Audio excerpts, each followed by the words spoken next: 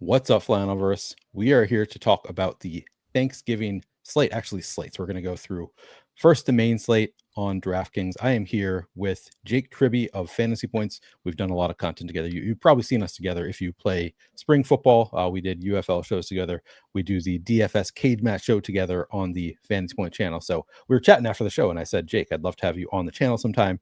And he was available today. So really happy to have Jake here for the Thanksgiving slate, because honestly, he's more prepared than I am. Jake has already done a full write-up of this slate. He's already done a full breakdown of this slate. So excited to be here with the man, Jake Tribbey. How you doing, Jake? I'm doing really well. I love Thanksgiving slates. Always a great opportunity to ignore your family and gamble, which is something that I am very, very good at. So jacked up to be here, man.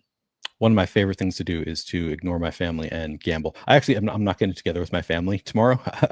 I think my wife and I are just going to be here at home for Thanksgiving. We're going to celebrate on Friday and Saturday. So no avoiding the family on Thanksgiving, but lots of football, which is always fun. We're going to be going as usual, like I do on Showdown slates. We're going to be going position by position, starting with quarterbacks, then running backs, receivers, tight ends. Jake has a hard out in an hour and 10 minutes. So I want to take advantage of my time with Jake because, we want to look through the matchups, the usage trends for each position. So I'll be looking at the Fantasy Points data suite as we go, but I know Jake has this stuff all memorized already, has looked at all this stuff already. So we'll take advantage of Jake for the next little over an hour while we can. Jake, first of all, let's just start with the quarterbacks and sorting by projection here. And I've got two projection sources I'm using. This is Roto-Grinder's lineup HQ that we're looking at here. And then of course, interestingly, actually Fantasy Point does have, I forget, because this is a main slate sort of, actually Fantasy Points does have ownership projections, which I usually use Roto-Grinders for as well. So that's kind of helpful. Let's start with quarterbacks though, Jake. The highest projected owned quarterback is Jared Goff. Pretty tough matchup though with the Bears. How are we feeling about 26% ownership going to Jared Goff? Yeah, so I actually think Caleb Williams will probably end up as the highest owned quarterback on this slate. To me, he's probably the overall best play. When it comes to Goff right now, I mean, he's the clear quarterback one on the slate by fantasy points per dropback. He's absolutely crushing in terms of efficiency stuff. Raw volume remains a massive problem, though. He has just 2 games this season with more than 30 pass attempts. Granted, 2 of his top 3 games by total dropbacks have come in the last 2 weeks. I mean, we saw what he's capable of in week 11 when he scored 37.6 fantasy points in that 52-6 blowout.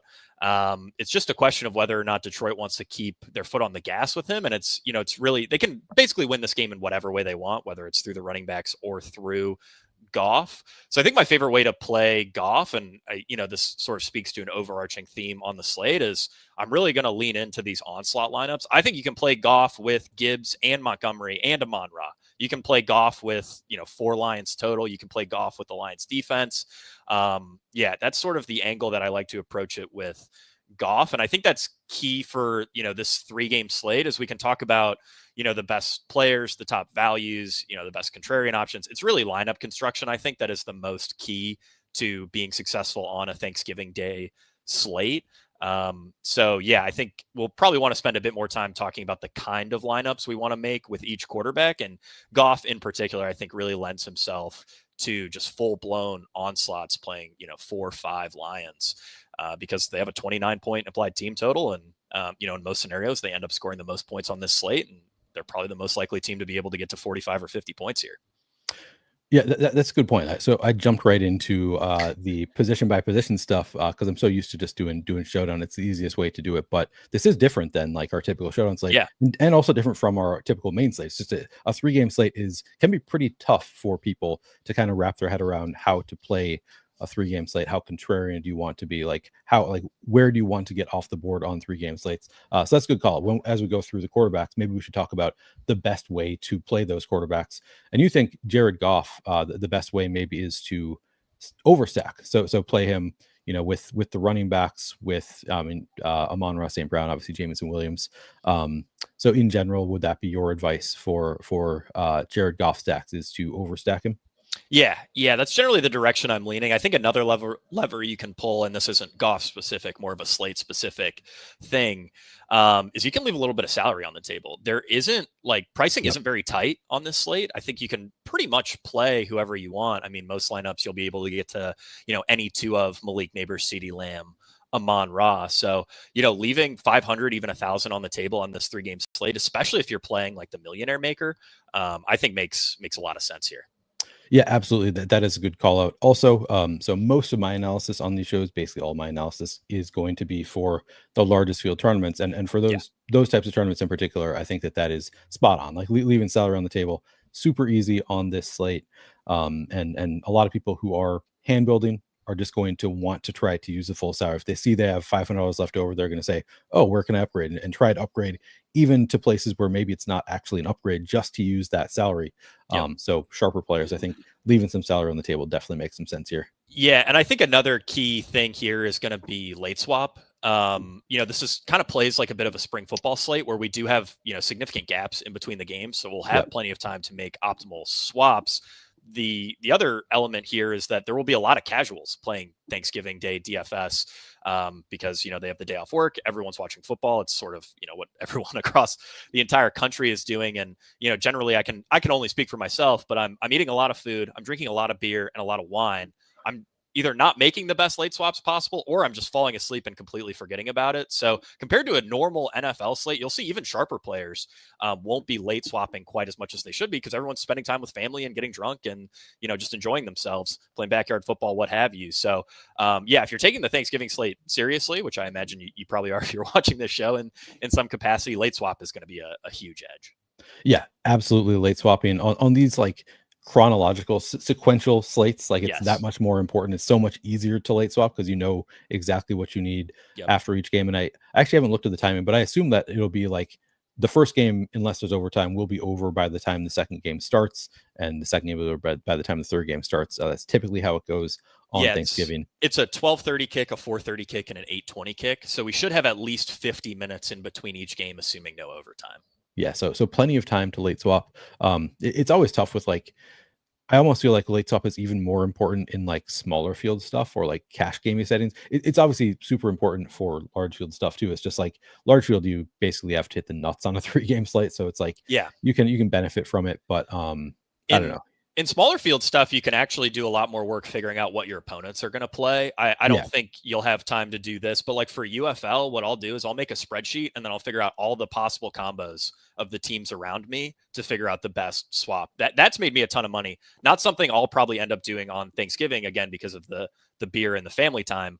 But that is, that's certainly a viable option, is you can really analyze if you're playing in like a 200-man field, you're in the top 10 after the first 2 games, and you're trying to figure out how you want to spend your last couple spots. I'd spend a lot of time looking at the other teams as well, just to figure out what they could possibly be playing.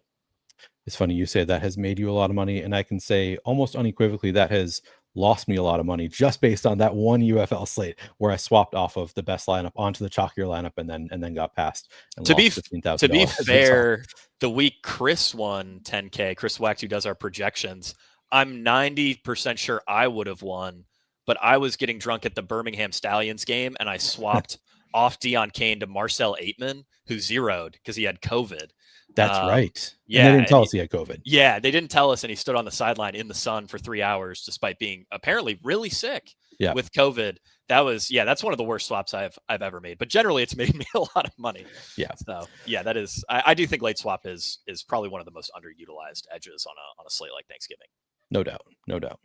All right, we are going to continue with the position by position. We've got another hour here with Jake, so we'll go quick-ish through quarterback because it's kind of the easiest position.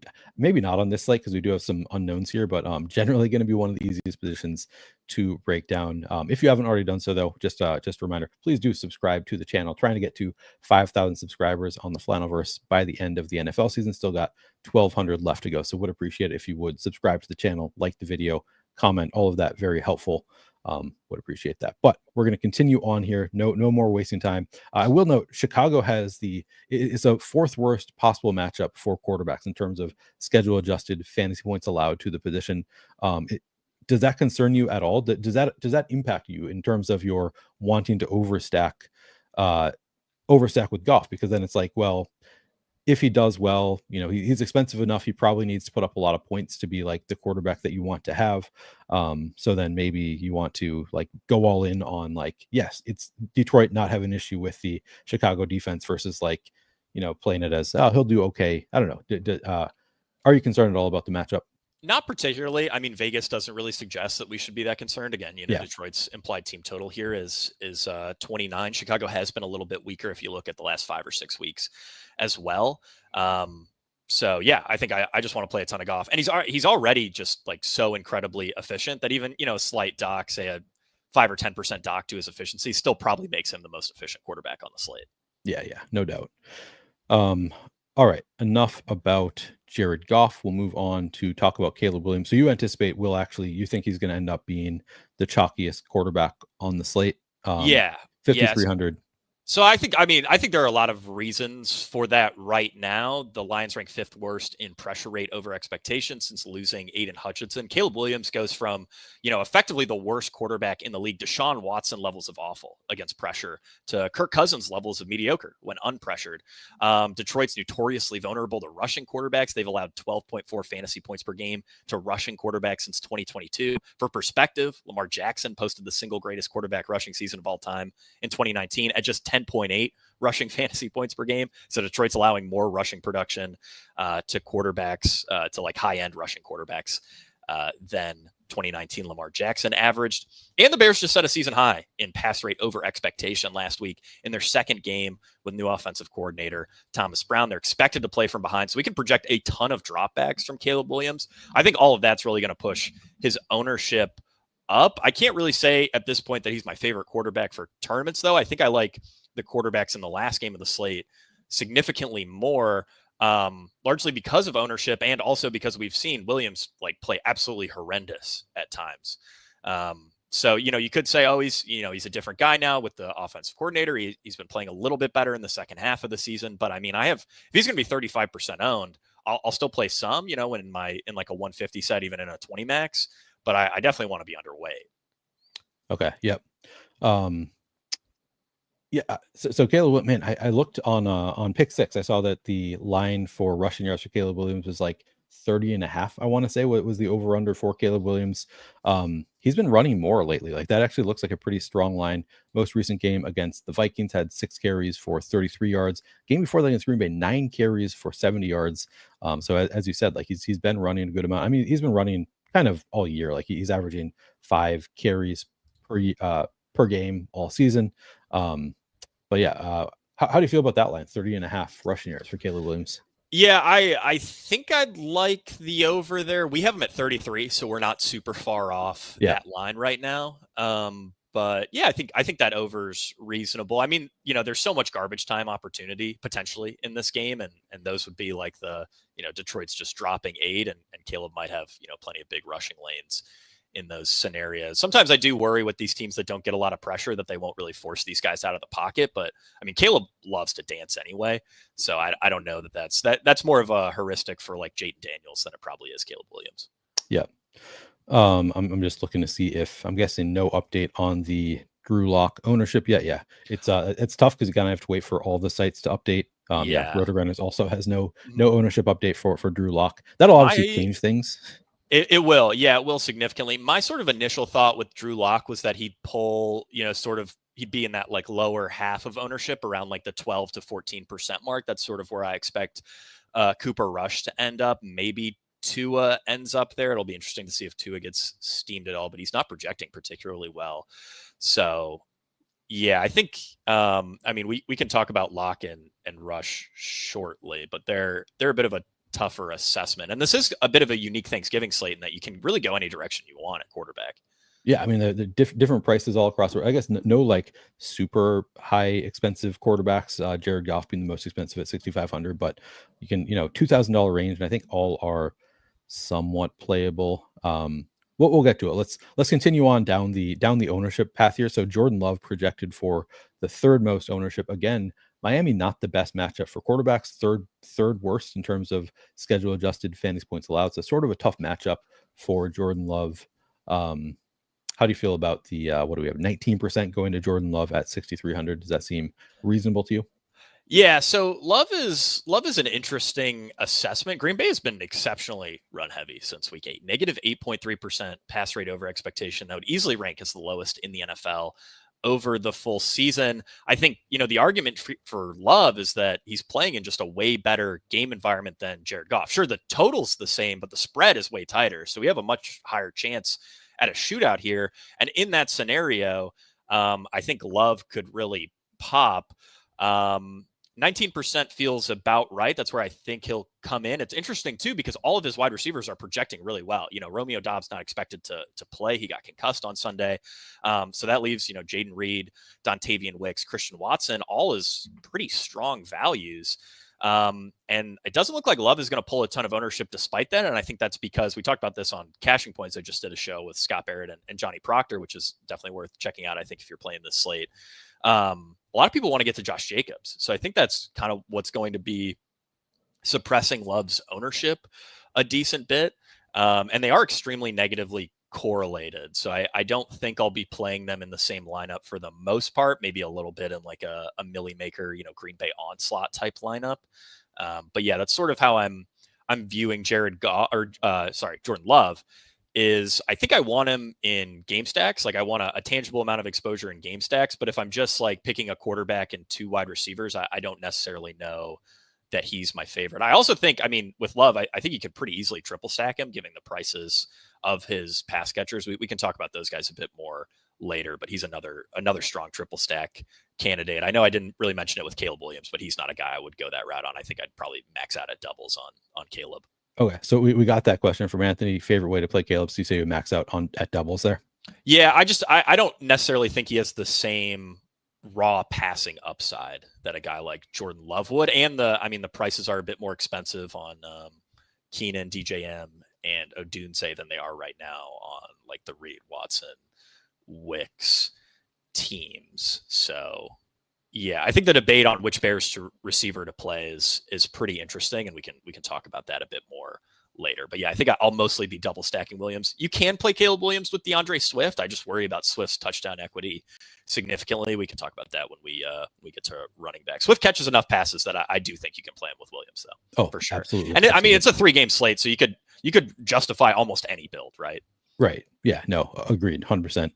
I didn't even acknowledge everybody in chat saying happy Thanksgiving to all of you as well. I'm not going to go through everybody, but appreciate the support. Of course, my favorite comment here is from Chris Mazzone, who says, nice of you to support Make-A-Wish. Keep letting Jake come on stream with you despite always losing. I did win again this week, by the way, the cage match. So back in the win column for Neil this week. Yeah, I got about 2 weeks ago, I was hosting Cashing Points, and I got a comment that said, Jake used to smile. What happened? And all I could think is, man, if you knew my cage match record, you would know why I don't smile anymore. You know exactly why. Jake is no longer smiling. By the way, I will not be doing a live before lock for this slate tomorrow. Just FYI, this is the only content I'll be doing for the Thanksgiving slate. So nothing on this channel for tomorrow on the Thanksgiving slate. I think at this point, like, we know that Drew Lock is going to, we basically know everything we're going to know, most likely. I mean, there could be weird inactives, but I think we have a pretty good idea of what to expect for the slate. I will be back on Black Friday. There's going to be the Black Friday Showdown slate. I'll be doing a live before lock for that one. But yeah, nothing here tomorrow. Okay. Continuing on. We'll talk more about the pass catchers for the Packers later on. Tua Tagovailoa, everybody is worried about the weather, Jake, and I guess I've seen some people, I think it was Jacob Gibbs post today about I think it was Jacob who said, maybe it's been overblown. Haven't really seen Tua in these exact weather conditions very much, really small sample size, and he actually hasn't been that bad. I don't know. What is your assessment of Tua going into Green Bay in a fairly cold game? And I think, the logic of it makes sense. Like he's from Hawaii. He played at Alabama. Yep. Now he plays in Miami. Never has played in the cold. So would make sense if he's not going to be good in the cold, but we don't really have evidence of that or much evidence of that. So how do you feel about Tua? Are you worried about the weather? Yeah. I think a couple of things here. One is that like this guy is a professional football player. Like the cold is not going to impact him as much as it did when we were playing youth football as kids, and it sucked. Like I grew up in Chicago. these November youth football games were not nearly as fun as the September youth football games because it was so damn cold and the hits hurt worse. Tua's a professional. I think he'll be okay. The other thing here is that when you look at his cold weather splits, Miami was beat up in a lot of those games. So they didn't have a lot of their studs. I don't necessarily think it's a fair comparison. And it's also not like so cold that we would expect significant impacts to performance. I mean, I totally get the narrative. Like, this is a guy who's just not exposed to cold weather that much, but I mean, he's getting paid the big bucks for a reason. I think he can figure it out, and it's just not really something I'm factoring into my analysis.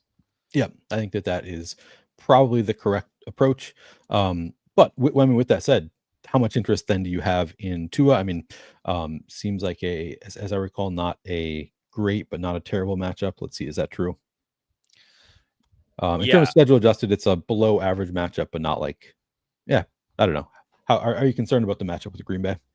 I'm not particularly concerned about the matchup. Tua's been playing well. The Dolphins have also been pretty pass heavy since he returned, plus 5.5% PRO. That would easily lead all Thanksgiving teams and rank second most among the NFL in the NFL over the full season. To me, Tua profiles is like basically the best overall tournament quarterback. Just a ton of paths to success, whether it's big plays, Miami throwing a lot, this game sort of shooting out. I like Tua a lot as an option on the slate. I think there's a lot of different ways you can stack him. And I also don't think he'll pull significant ownership. Like I said, I expect him to sort of end up in that bottom half with Drew Lock and Cooper Rush, which also makes me more tempted to play him. And I mean, we saw him go off last week, and still nobody really wants to get on it. I don't know how much the cold weather narrative is driving that as much as just he's not projecting that well right now, but I like Tua a lot. All right. And then finally, let's get to the cheap bucket. We've got Cooper Rush. We've got Drew Lock almost certainly at this point. Do you have a preference between, I mean, we don't know the ownership on Drew Lock yet, which is obviously going to be pretty important. But as of right now, do you have a preference between Drew Lock or Cooper Rush if you are paying down at quarterback?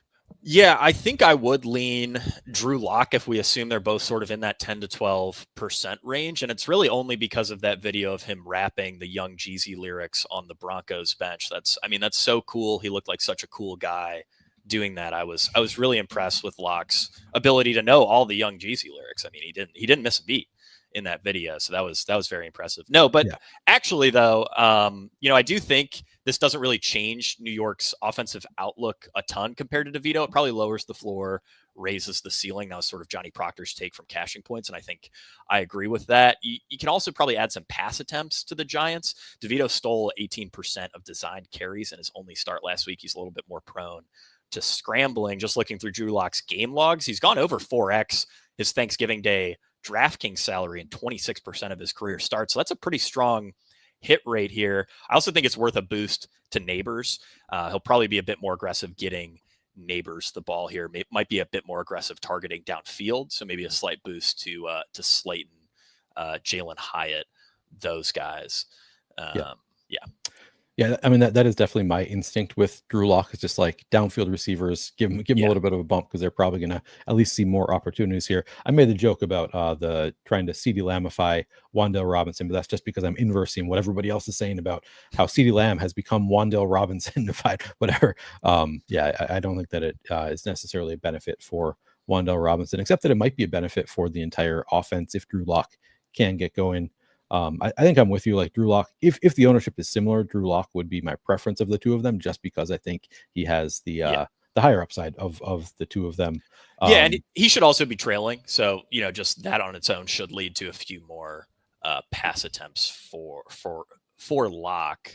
Someone also asked if you could include Achane in two doubles. Oh yeah, absolutely. I think we have Achane projected for like a 16% target share right now, which is, about as high as you'll see for a running back in our projection. So yeah, Achane, I mean, I think the default Tua build will probably be like a Tua, Achane, Jonnu, which is crazy to think.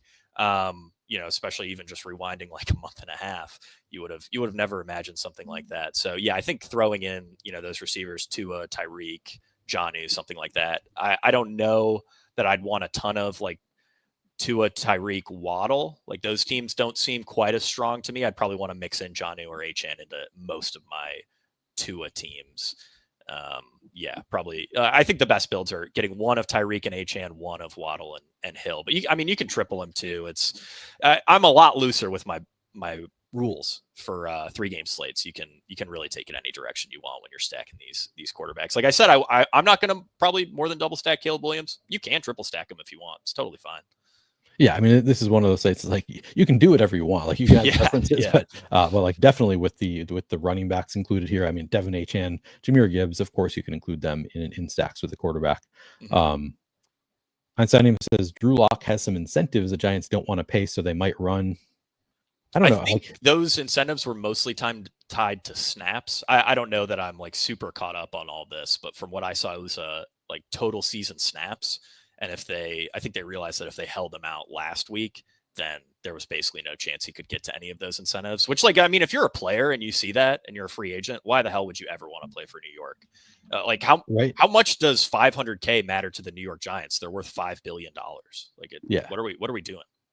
Isn't there don't you think Brian Daboll probably playing for his job at this point? So maybe ownership was like, hey, if you save us a couple $1,000,000 by just playing this guy or that guy, then we'll think about you. But yeah, it does seem like he's playing for his job. It might be one of those situations where he's just kind of a lame duck. They'll let him ride until the season's over and then fire him on whatever that Black Monday or whatever it's called.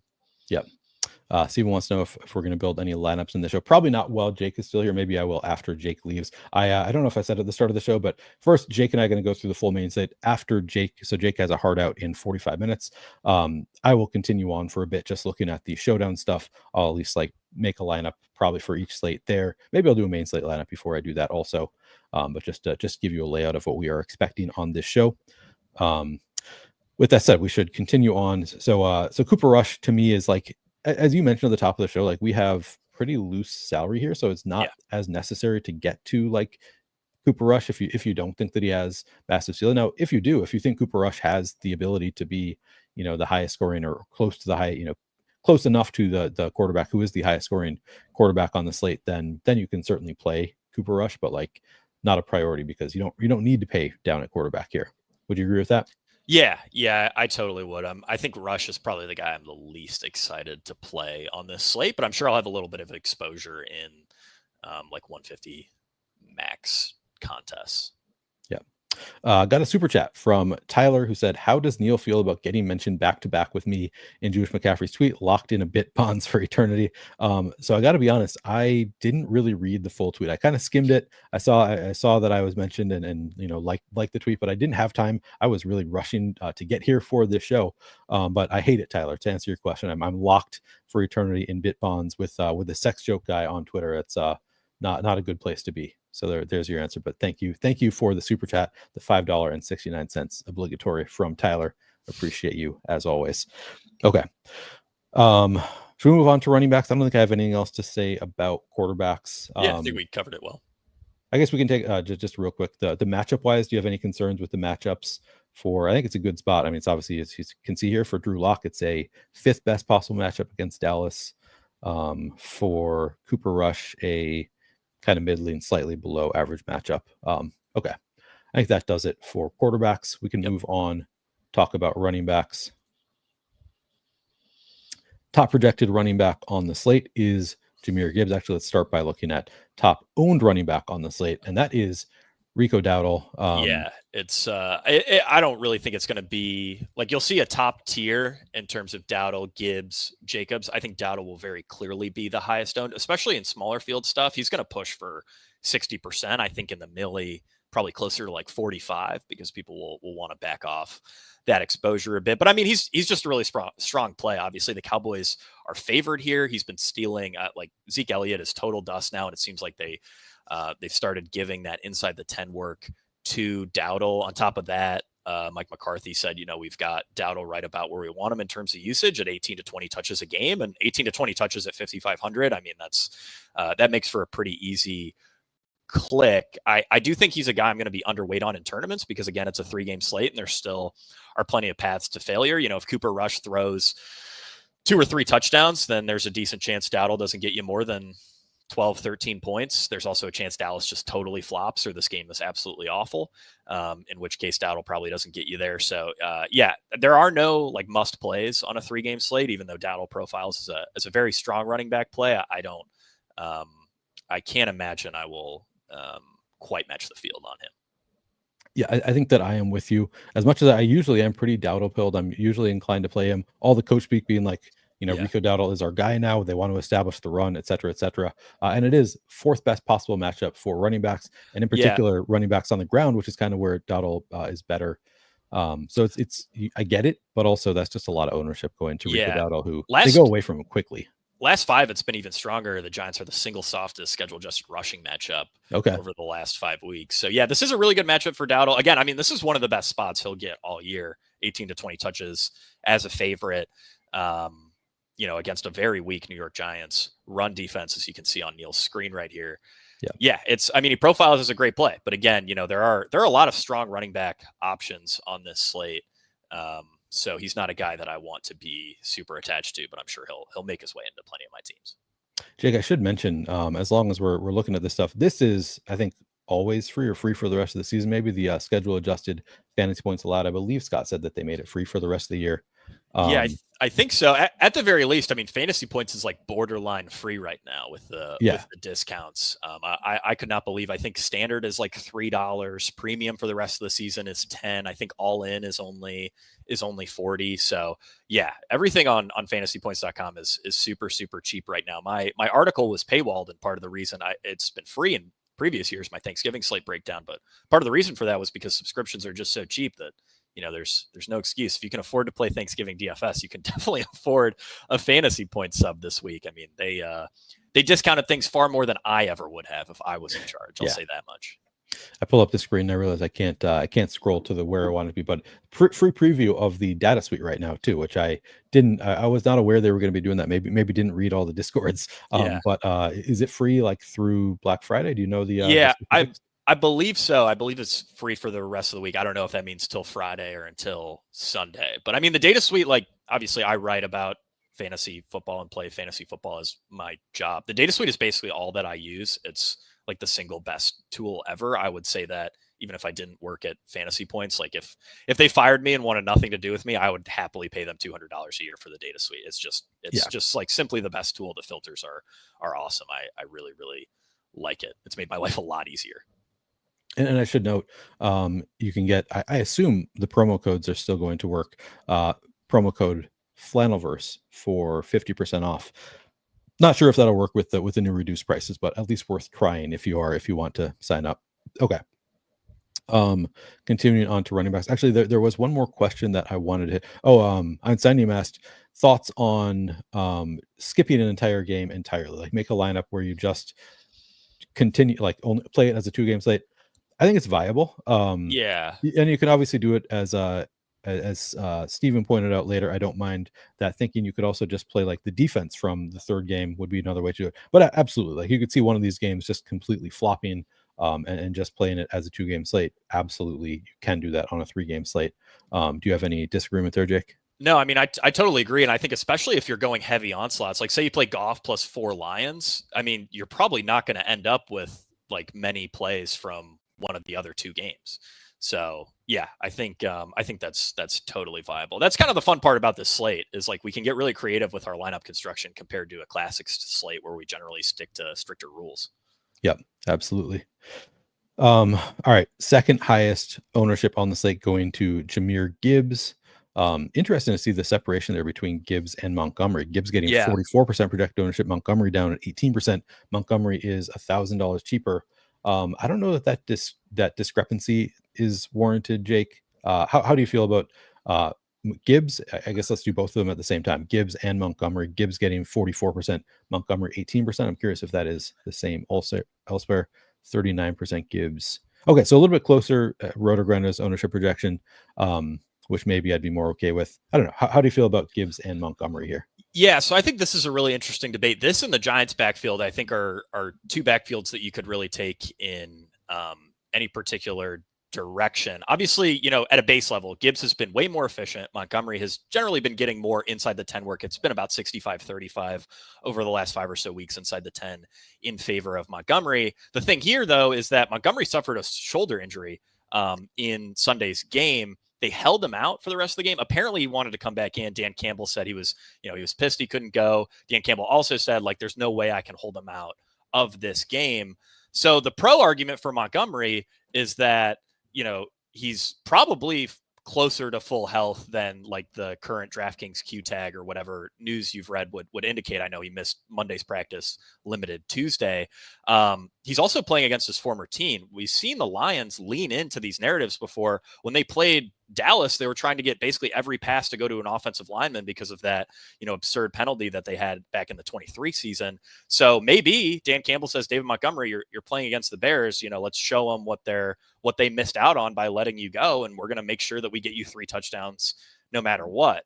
There's also the counter argument that maybe Montgomery is a little bit limited here. If it's, and Scott Barrett wrote it best in the Everything Report, if it's a 60-40 committee, right? So far, it's been 50-50 exactly by expected fantasy points, which is insane that they're both seeing basically identical usage. If it's 60-40 in favor of Gibbs is effectively the overall RB1 in fantasy in the NFL. If it's 70-30 in favor of Gibbs, he's LaDainian Tomlinson.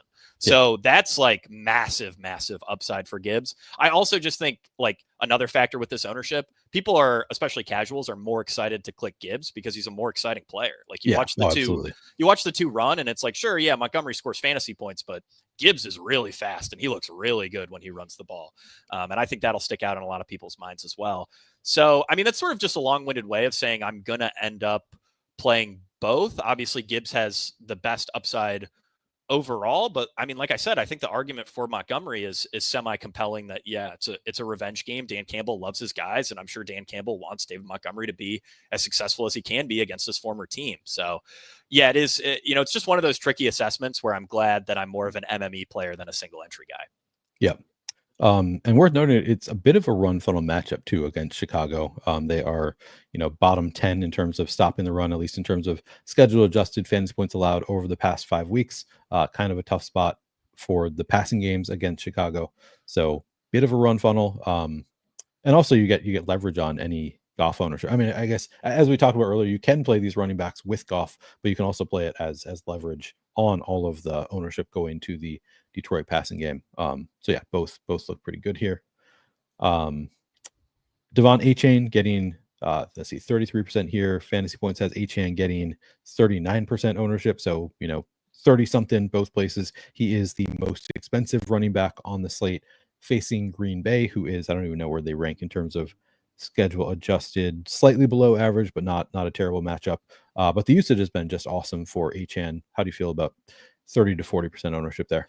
Yeah, he's a player that I like a lot. I think the ownership is appropriate there. 24.1 DraftKings fantasy points per game, 18.6 expected fantasy points per game in his games with Tua this year. Those numbers easily lead all slate eligible running backs over the full season. The only hole I think that you could really poke in Achane's profile right now is that Raheem Mostert has earned 9 of 12 carries inside the 10 since week 8. And those are basically the only carries Mostert has been earning. So maybe Achane's touchdown upside isn't quite as good, but they're throwing to him quite a bit inside the 10. They're a bit similar to Kansas City in terms of the plays that they're running once they get inside the 15, inside the 10, where it's a lot of very quick hitting, sort of misdirection type passes. And Achane has, obviously benefited from that because he's so heavily used in the pass game. So yeah, he's a guy that I like a lot. And I think, if we're just looking at tournament winning upside, he's obviously right there with Gibbs as basically the best play of the slate.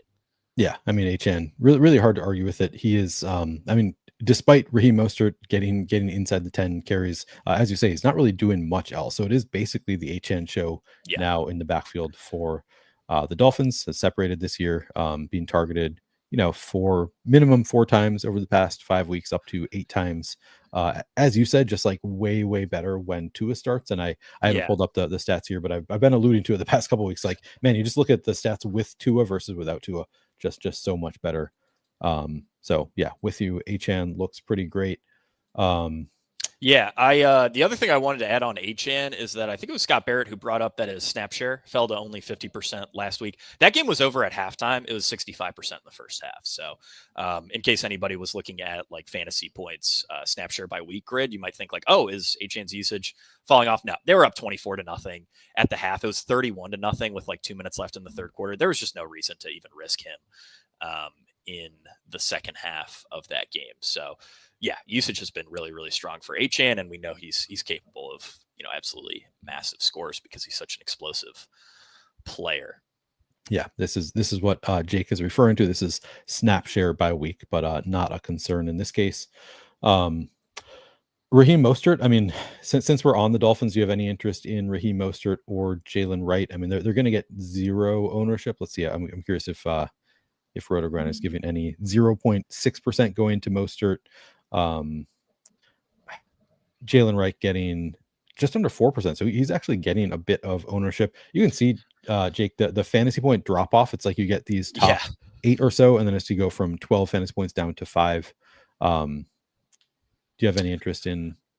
Actually, yeah. So I think at running back, if you're playing the Millionaire Maker on a 3-game slate, hundreds of thousands of entries, you're going to have to find some spots to get pretty creative. I think the 2 ways that I like doing it the most at running back are, number 1, Roschon Johnson, who we will talk about shortly. Number 2 would be Mostert, because both of those guys have really strong touchdown upside. Jalen Wright is not a guy that I'm interested in. He had a pretty brutal fumble last week. Brett Whitefield, who's our lead data charter, has called him blind over and over again because he just can't see open holes. I don't necessarily think he's a particularly great running back. I also don't think he's live for any like legitimate work unless there's an injury or unless this game gets way out of hand. So Jalen Wright is not a guy who's going to make my pool, but in like the super, super large field stuff, the $3, the mini max, the Millionaire Maker, any of those tournaments that have, just an insane amount of entries, I think both Mostert and Roschon Johnson, who we can talk about shortly, are pretty interesting plays because, again, multi-touchdown upside might be all you need on a slate like this. You don't need 25 points, right? You just need them to be a better value overall than some of these other running backs. Yep. All right, let's get through, I guess, these top 7 looks like, and then let's talk more about those kind of off the wall plays that nobody's going to be on. So Tyrone Tracy would be, I guess we only have 2 left, Tyrone Tracy and DeAndre Swift. We already talked about Montgomery. Tyrone Tracy, man, fumbled last week and lost his role, had fumbled the game before that. How are we feeling about Tyrone Tracy? Like, do you think he comes into this game with a strong role, or do you think that he is going to be, like, because he's fumbled back-to-back weeks, including a game-losing fumble, do you think that they're going to be hesitant to play Tyrone Tracy? How are you approaching this? Yeah, so like I said, I think this is a lot like the Lions backfield in that there are sort of 2 different routes you could take here. One is that, the Daboll has expressed a ton of confidence in Tracy. He's on the hot seat. Like, does he really have room to get that cute with running back usage when Tracy is, I think, pretty clearly their best running back overall? The answer is probably not. The issue is that Tracy could be out there for 70% of snaps, and then they say, but we trust Devin Singletary a bit more at the goal line. We trust that he's not going to fumble a bit more than Tracy. That would certainly hurt Tracy. I also think, if it weren't for that fumble last week, Tracy's ownership, I don't necessarily know that he'll get to 30. I think he'll probably be closer to the, I'm viewing sort of him and Swift as that lower tier of the, the viable running backs, where they'll both be sort of in the 20 to 25% range is kind of how I'm viewing that right now. I think if it weren't for that fumble last week with Tracy, he'd probably be closer to 30 or 35%. I mean, everyone would be really excited to play the 75% snap share guy who's still getting a decent amount of goal line work. Other issue for Tracy is that they are, projected as 3.5, 4-point underdogs by Vegas. He's not catching many passes. I mean, this is like, it feels like Antonio Gibson all over again, where it's like, this guy was a wide receiver in college. He's been a running back for 2 years. He's obviously a capable pass catcher. And yet they're just not giving him the pass game volume. I believe my note was 2.3 targets per game. Over the last 3 games, that's not great. So yeah, it's a tough assessment for Tracy. I mean, I'll definitely have some. I just don't know that I'm really going to land on him for like single entry 3 max, 5 max type builds. I also think for the Millionaire Maker, there's 1% ownership on Devin Singletary, and there's probably between a 1 and 5% chance that he's actually the bell cow this week. That they're like, okay, we're done with Tracy and we're going to give Singletary 65% of backfield XFP, in which case he's obviously the best play of the slate relative to ownership. So I think that's an interesting angle for like super large field tournaments, is just playing Singletary and hoping he starts and gets all the goal line work. And then I think you're looking pretty good then. So yeah, that's sort of how I'm viewing it, where it's just like I'd decide, do you think Tyrone Tracy is going to be a 75% snap share guy? Do you think he's going to lose the goal line work to Singletary? Do you think Singletary is going to have over 50% snap share and get the goal line work? That'll sort of inform how you want to play those guys. I don't know that I necessarily have a super strong angle though. What do you think? Yeah, I think you're making a lot of sense for like, what if you do just assume that Tracy is the guy, and like we've seen, he has juice. He's looked really good at times. So if you make the assumption that he is the guy, like he looks too low owned to me for a 3-game slate. Like he looks objectively too low owned. But I do like your idea of in some lineups going the other way. And on a 3-game slate, like we've said it already multiple times today, like you can do anything. So that includes playing Tyrone Tracy and Devin Singletary. But man, it would be tough to get me to play Tyrone Tracy with Devin Singletary, because I really think that for both of them, like what you're hoping for is that the other one is not that involved, or like that they're getting outsized workload here. So I would be hesitant to play both of them. Yeah, I think the only teams where I would be looking at playing 2 running backs would be Detroit and Miami. I think those are viable. Detroit especially. I mean, obviously, right, with Gibbs and Montgomery, we could, if they score 45, pretty easy to see them going off. And then with Miami, it's sort of a similar, like if it's a massive, blowout, Miami scores a ton of points, Mostert and Achane could both get you there. But yeah, I'm definitely not playing Singletary and Tracy in the same lineup. I just don't think. I mean, this is like the 4th or 5th least valuable backfield in fantasy football right now. I also looking at schedule adjusted fantasy points allowed over the past 5 weeks, not as good of a matchup as I think of it as being against Dallas. Like it's been a fine matchup for running backs against Dallas, but actually slightly below average. I think by some other metrics, it looks like a better matchup than based on like volume statistics, they're getting absolutely crushed. Like if you look at rushing yards per game allowed, touchdowns per game allowed, they're getting smoked, but it's because of a lot of garbage time. Okay. So that's part of the reason we generally prefer schedule adjusted. And I don't think garbage time is going to be super applicable this week, given the spread. So you think it is just kind of a middling matchup, not even slightly negative, maybe not a positive matchup here? Yeah, I would say so. Okay. All right. And then finally, DeAndre Swift only projected for 17% ownership at Fantasy Points. At Roto Grinders, Swift projecting for 27% ownership. So that's obviously pretty big difference there. 10% difference in projected ownership. I think we probably split the difference with those numbers. He's 6,000. Again, we haven't even mentioned it, but yes, revenge games for David Montgomery, DeAndre Swift. So you can play that narrative if you want to. We got a question a little bit ago about Swift. Einstein says, Lions linebackers are weaker right now. Do you think Swift can PPR his way into a good score? He's going to be involved with the Bears trail, and in neutral game scripts, he's going to be on the field. How are we feeling about DeAndre Swift? Yeah, I think the comment on the Lions linebackers might actually apply a bit more to Cole Kmet than it would DeAndre Swift. Alex Anzalone is a really good pass coverage linebacker. I don't necessarily know that he's a huge drop off in run support compared to Malcolm Rodriguez and I'm blanking. I think it's Jack Campbell is their other linebacker. But yeah, when it comes to Swift, I feel like the most obvious path for like a tournament winning score here is that the Bears win. Because Swift averages 19.1 DraftKings fantasy points per game and Bears wins just 12 DraftKings fantasy points per game in losses. And that'll sort of keep him in play as, a guy that they can just, feed over and over again. The big concern with Swift that doesn't really exist for these other running backs. I mean, maybe for Tracy, but I think it's like pretty abundantly, it's clearly worse for Swift, I should say, is the goal line role. Inside the 10, Roschon Johnson is earning about 80% of snaps, 80% of inside the 10 carry since the offensive coordinator change. That's not something I expect to change, which is what makes Roschon one of my favorite, like super large field plays of the slate, is he feels like a pretty easy guy, or he has a relatively straightforward path to getting to multiple touchdowns. We were talking about this on cashing points, but like, what would make everybody hate the Thanksgiving slate more than anything? It's the Bears defense getting a ton of interceptions and Roschon Johnson getting 2 or 3 rushing touchdowns inside the 10. Because everyone's dead if that happens, right? Like every single lineup that you make that doesn't have Roschon is total dust then. So yeah, I really like Roschon as like a contrarian angle. I feel pretty lukewarm about Swift. I mean, a guy I'll have a little bit of exposure to in like 150 sets, but I'm not really excited about it. I'd get a bit, I'd be significantly more excited about Tyrone Tracy's upside, even though there's obviously probably a bit more risk to his role. Yeah, in terms of schedule adjusted fantasy points allowed, bottom 4 matchup for DeAndre Swift, gonna get some ownership. Like, I don't know, I'll definitely not like full fade DeAndre Swift, and if he is 17%, I would have a good amount of interest there. But yeah, I think it's reasonable to think he's going to be, like you said, split the difference. Maybe he comes in at 24% ownership, something like that.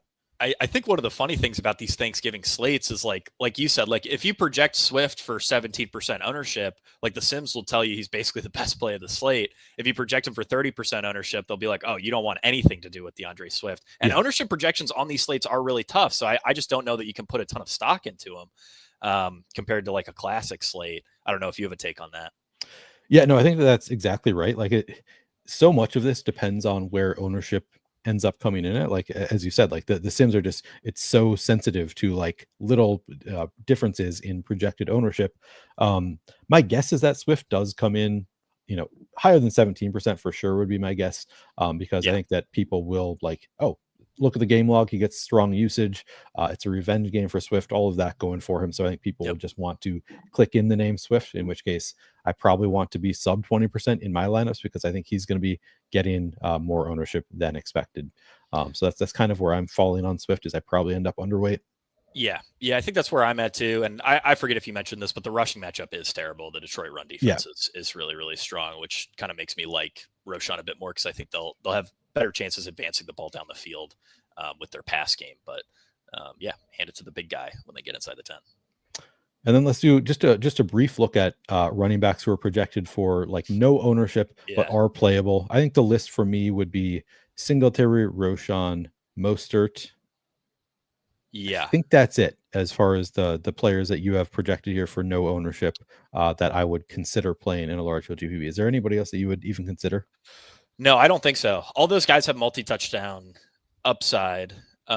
Singletary, it's a bit more speculative. Roschon, I think, absolutely, without a doubt, has pretty strong multi-touchdown upside. And I think the same can be true for Mostert. I think the big difference is I would rank them in order: Roschon, Mostert, Singletary.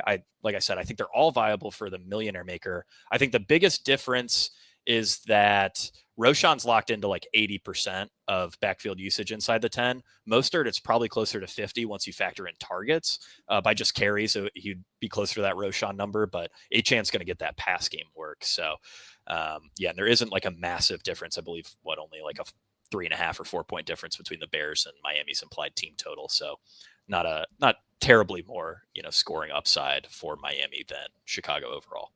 Yeah. Gabriel says, give me Zeke on Thanksgiving. Oh God. He doesn't have the role like to get there. Maybe if Rico got hurt like in the first quarter or something, then Zeke will have a good enough role to get there. I guess it's possible, but like in a standard script, like even if Zeke scores a touchdown, that's just not going to be enough. He just doesn't get enough outside of that role. Yeah, that was kind of what I said on cashing points, was like if Ezekiel Elliott runs for 4 yards and scores 2 touchdowns, there's a decent chance he still doesn't crack the optimal lineup. Roschon Johnson could at least get you, a couple more rushing yards than that. I can't click Zeke, but when I think about what would make me see red the most. That it would be a ton of Zeke touchdowns, of course.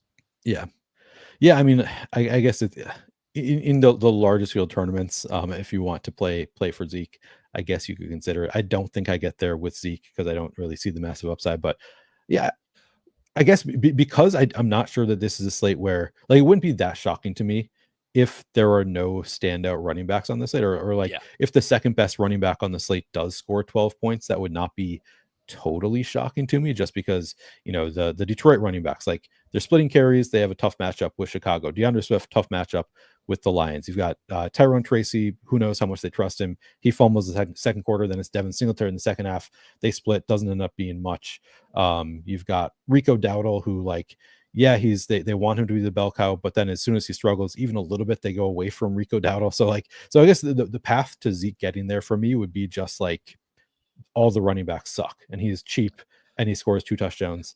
So I guess there is like sort of a path there on a 3-game slate, but mostly because I don't feel great about any of the running backs on the slate. Like, I think that you can make cases for many of them, but you can also make cases against all of them, I would say. So yeah. So I guess if you wanted to go there in a larger GPP, I wouldn't push back too much.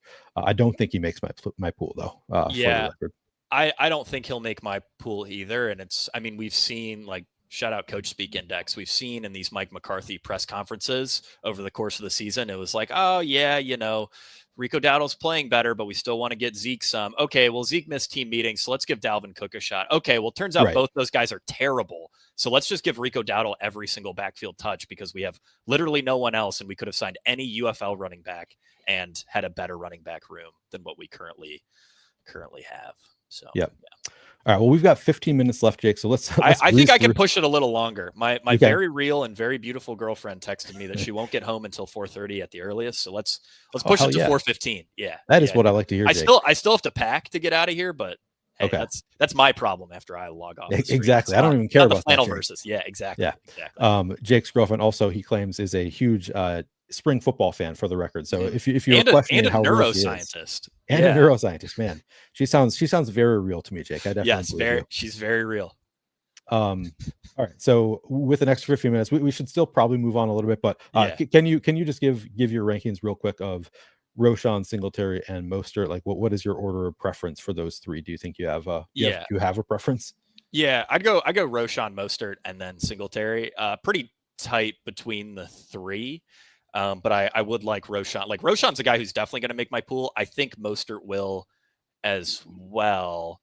Singletary's one that I'm kind of going back and forth on, but I think for 150 maxes, it's pretty easy to justify because, like I said, I don't think it's high, but I think the percentage chance that Devin Singletary ends up getting like 60 to 70% of backfield XFP is higher than his projected ownership. So you probably need to entertain it. And then obviously all three of them have contingent upside. Like, I think all three of them, if the starter goes down in the first quarter, like, all three of them become absolute smash plays. So, I love this type of play on showdown slates more so, but even on a 3-game slate, like, nobody's going to be playing them and they have massive contingent upside. So I actually think all three of them are players that I will have at least like 3% of. I'm not going to go like crazy with them, but like just because of that contingent upside, I do think that they are playable. Even if they don't have, none of them have great standalone value, but they all have a little bit, I'd say. Yeah, and if you're working in an optimizer or in Sims, those are guys you're going to have to manually force up yourself because you're not going to get any of them, especially in like Sims with their current projections. I think they'll all project. They'll just tank the ROI of your lineups. She's not Canadian, but she does go to a different school. I met her at camp. So that's why you guys don't know her. Yeah, that's right. All right, we'll move on to wide receivers. As Anthony points out, Brandon Cooks just activated from IR as expected. Romeo Doubs ruled out. So we do have some news on the wide receiver front. We'll move along to it. So can we talk about the Cowboys guys first? Because I think the Cooks angle is pretty interesting. So the IR activation doesn't necessarily mean that he'll play. He's certainly trending up. I believe he's still like officially questionable for the game. The interesting thing with Cooks, like, maybe we get something tonight or tomorrow morning. That game kicks off at 4:30. So there is a chance that we find out Cooks is playing after lock, in which case his ownership is just going to be really, really low. He doesn't project particularly well, but I think that is a pretty fun angle for tournaments, just generally speaking. I think I'm going to lean into some Cooks exposure and just hope he plays. Right now we have him projected for, slightly under his usual full-time role. He was normally like an 85%, 90% route share player previously. I believe we have him right around 70, 75% when I checked this morning. In his 3 healthy games, he did lead Dallas in deep targets. So there's that long touchdown upside. And he won the Thanksgiving slate last year. The optimal lineup, or the millionaire winning lineup, was a Dak team that did not have CeeDee Lamb and did have Brandon Interesting. Cooks. So yeah, I think Cooks is shaping up as one of my kind of favorite tournament angles, and not too terribly difficult to swap off of at just, what is he, like 45? Yeah, so you can get to, I mean, you could get to Slate and you can get to Tolbert pretty easily if he ends up sitting. And again, I just don't think he's a guy that's going to pull much ownership because people would rather lean into the spots they're a little more certain on. So if Cooks is playing, who do you think of Dallas loses the most in terms of like, is it Turpin? Would you assume is Turpin just the player on Dallas that loses the most So if Cooks plays? the way I was viewing it was like Jalen Brooks and like Flournoy and these ancillary guys are just like returned to dust. And then their 11 personnel will pretty consistently be Jalen Tolbert, CeeDee Lamb, Brandon Cooks. I don't think they'll break from that a ton. Man, I want Kevontae Turpin out there for 80% of routes. Like he leads the team in yards per route run. He's the best kick and punt returner in the NFL. He's incredibly explosive. He is the fastest speed of any player in the NFL this year. I tweeted out the other day, and obviously was mostly joking, but also not really. There are Tyreek Hills everywhere for those with the eyes to see, and Kevontae Turpin is certainly one of those Tyreek Hills. I don't think he's going to make my pool, especially if Brandon Cooks plays. Granted, I don't know that Brandon Cooks really impacts Turpin's role much. To me, Turpin is sort of like a slightly better version of what Isaiah McKenzie was for the Bills, where he's in this like gimmicky role where he's not really getting real routes, even though I think he's a very capable route runner and could be a great like sort of slot wide receiver option, but they don't want him to get any more than the gimmick stuff. If you're playing the Millie, maybe you could argue for giving him like a huge boost with the Dallas defense, because again, you would double dip on a special teams touchdown with something like that. And maybe you end up with a lineup or two that does somehow have Turpin plus Dallas defense. Like I said, I don't think he's going to make my pool. I think for Showdown though, Turpin plus Dallas defense is really, really interesting. I know you'll talk about that a bit more after I hop off the show, but that was the one Showdown angle I wanted to throw at you before I got out of here. Good call out on that. Looks like Cooks lines up mostly out wide. For what it's worth, Turpin mostly in the slot so far this year. Oh wait, is this? Yeah. This is for the full season. 78% slot rub. I did not realize that Turpin played that many of his snaps from the slot, that many of his routes from the slot. Kind of interesting there. So that not a ton of overlap there with Turpin and Cooks in terms of where they line up, at least. Yeah. And he's just not a full-time player anyway. So like they just use him for like gadgety, force targets to him. Manufactured a few times per game anyway, so probably still has that role. All right, so CeeDee Lamb. So let's finish off on Dallas first. So CeeDee Lamb projected for the second most ownership of wide receivers, 7,300. So the price tag is pretty reasonable on CeeDee Lamb. Brandon Cooks is the angle that you say that you want to play, coming in at 8% projected ownership. Tolbert only 1% projected ownership at 3,800. Has his role declined significantly? No, he's still out there in a full-time role, and I also don't think Cooks would impact it a ton. Again, like I sort of said, I think Cooks really hurts Jalen Brooks and Ryan Flournoy, those sort of ancillary guys. If Cooks were to sit, Jalen Brooks would be sort of in play as a flyer. He leads Dallas in air yardage share since Cooper Rush took over. The problem is he's sort of splitting those wide receiver 3 snaps with Turpin, with Flournoy. So yeah, it's super gross, and it's a punt I'd only entertain in the largest contests of the slate if Brandon Cooks sits. But again, if he plays, I think things will be pretty tight in terms of the wide receiver rotation.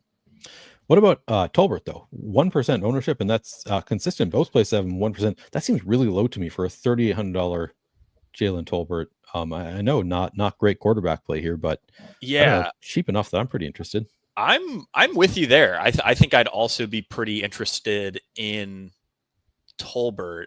I don't know that I necessarily have a ton to add in terms of analysis, but I think relative to ownership, he's definitely a great play. If he's going to be out there for 80% of the routes on a 3-game slate, and it's going to be 4 or 5% owned, is probably where I think he ends up. That seems pretty strong to me.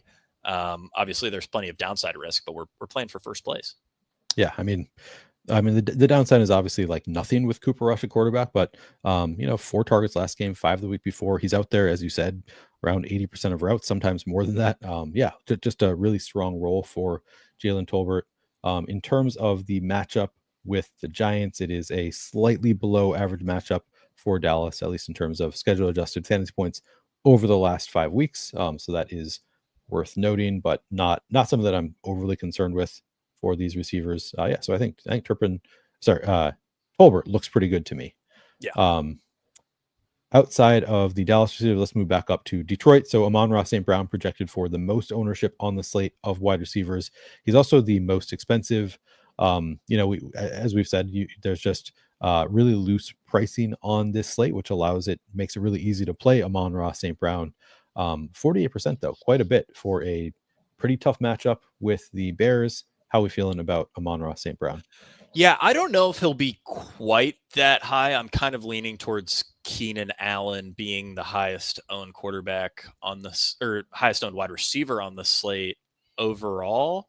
But yeah, I mean, Amon-Ra, he's a pretty great play. There aren't like a ton of holes you can really poke in his profile. The biggest one would be just like raw pass game volume. He's only averaging 7.7 targets per game, which would be 19th most among all pass catchers, because the Lions are only attempting about 29 passes per game, which is the 5th fewest. The thing is like, even though his usage by XFP hasn't been great, he's the wide receiver 5 on the slate by expected fantasy points per game. He's still been crushing. Wide receiver 1 by DraftKings fantasy points per game. I didn't really find any favorable schematic leans. The on-paper matchup is perfectly neutral over the last 5 weeks. Looks a bit tougher full season.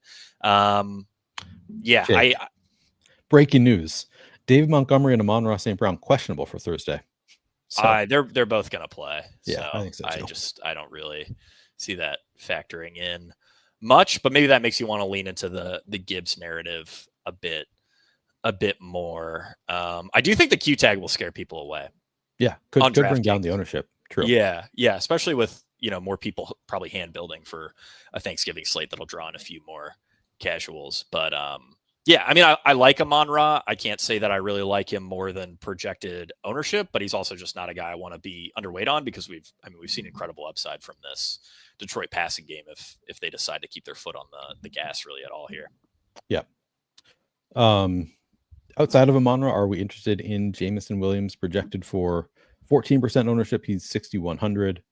How are you feeling about Jameson Williams? Yeah, absolutely. I think JMO's ownership probably doesn't fully reflect his true upside. I mean, we know he's just a big play machine. Among the teams on this slate, Chicago has allowed the second most deep receiving yards per game. And yeah, I mean, if you just look at kind of similar to Amon-Ra, if you just look at raw usage, you'd think, Jameson Williams isn't that great of a play. But again, we're playing for first place. We want those big explosive plays. Chicago has been a little bit vulnerable deep, and JMO's the guy who generally has been able to take advantage of sort of coverage mistakes deep down the field. So I like him a lot. I like him more than Amon-Ra relative to ownership. I also think he's a decent way to bring down some Goff ownership. And we should probably also talk about Tim Patrick, because I think you really aren't seeing much projected ownership at all on Patrick. And I honestly wouldn't be surprised if he ended up closer to 10%, because I think the prevailing narrative, I've listened to a few other sort of Thanksgiving shows, is, if you're playing Detroit, you want to onslaught stack. And that's going to bring a guy like Tim Patrick into consideration for people who really want to play Goff a lot more than you would see on a normal slate. Obviously no Khalif Raymond. He was placed on IR this morning. So yeah, I think Patrick is a fine play, but I kind of worry that ownership projections won't really reflect where he's going to end up if everyone goes the route of playing Goff with 3, 4, 5 Lions. Yeah, I see. Fantasy Points has Tim Patrick at 2%.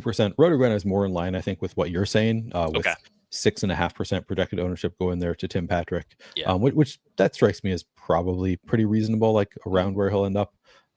Maybe he comes in a little bit higher, but probably that seems kind of fine to me. I don't know, the role recently, as you said, Khalif Raymond on the IR. That's what I was just looking at. How much is opening up there? Not a ton from Khalif Raymond being out.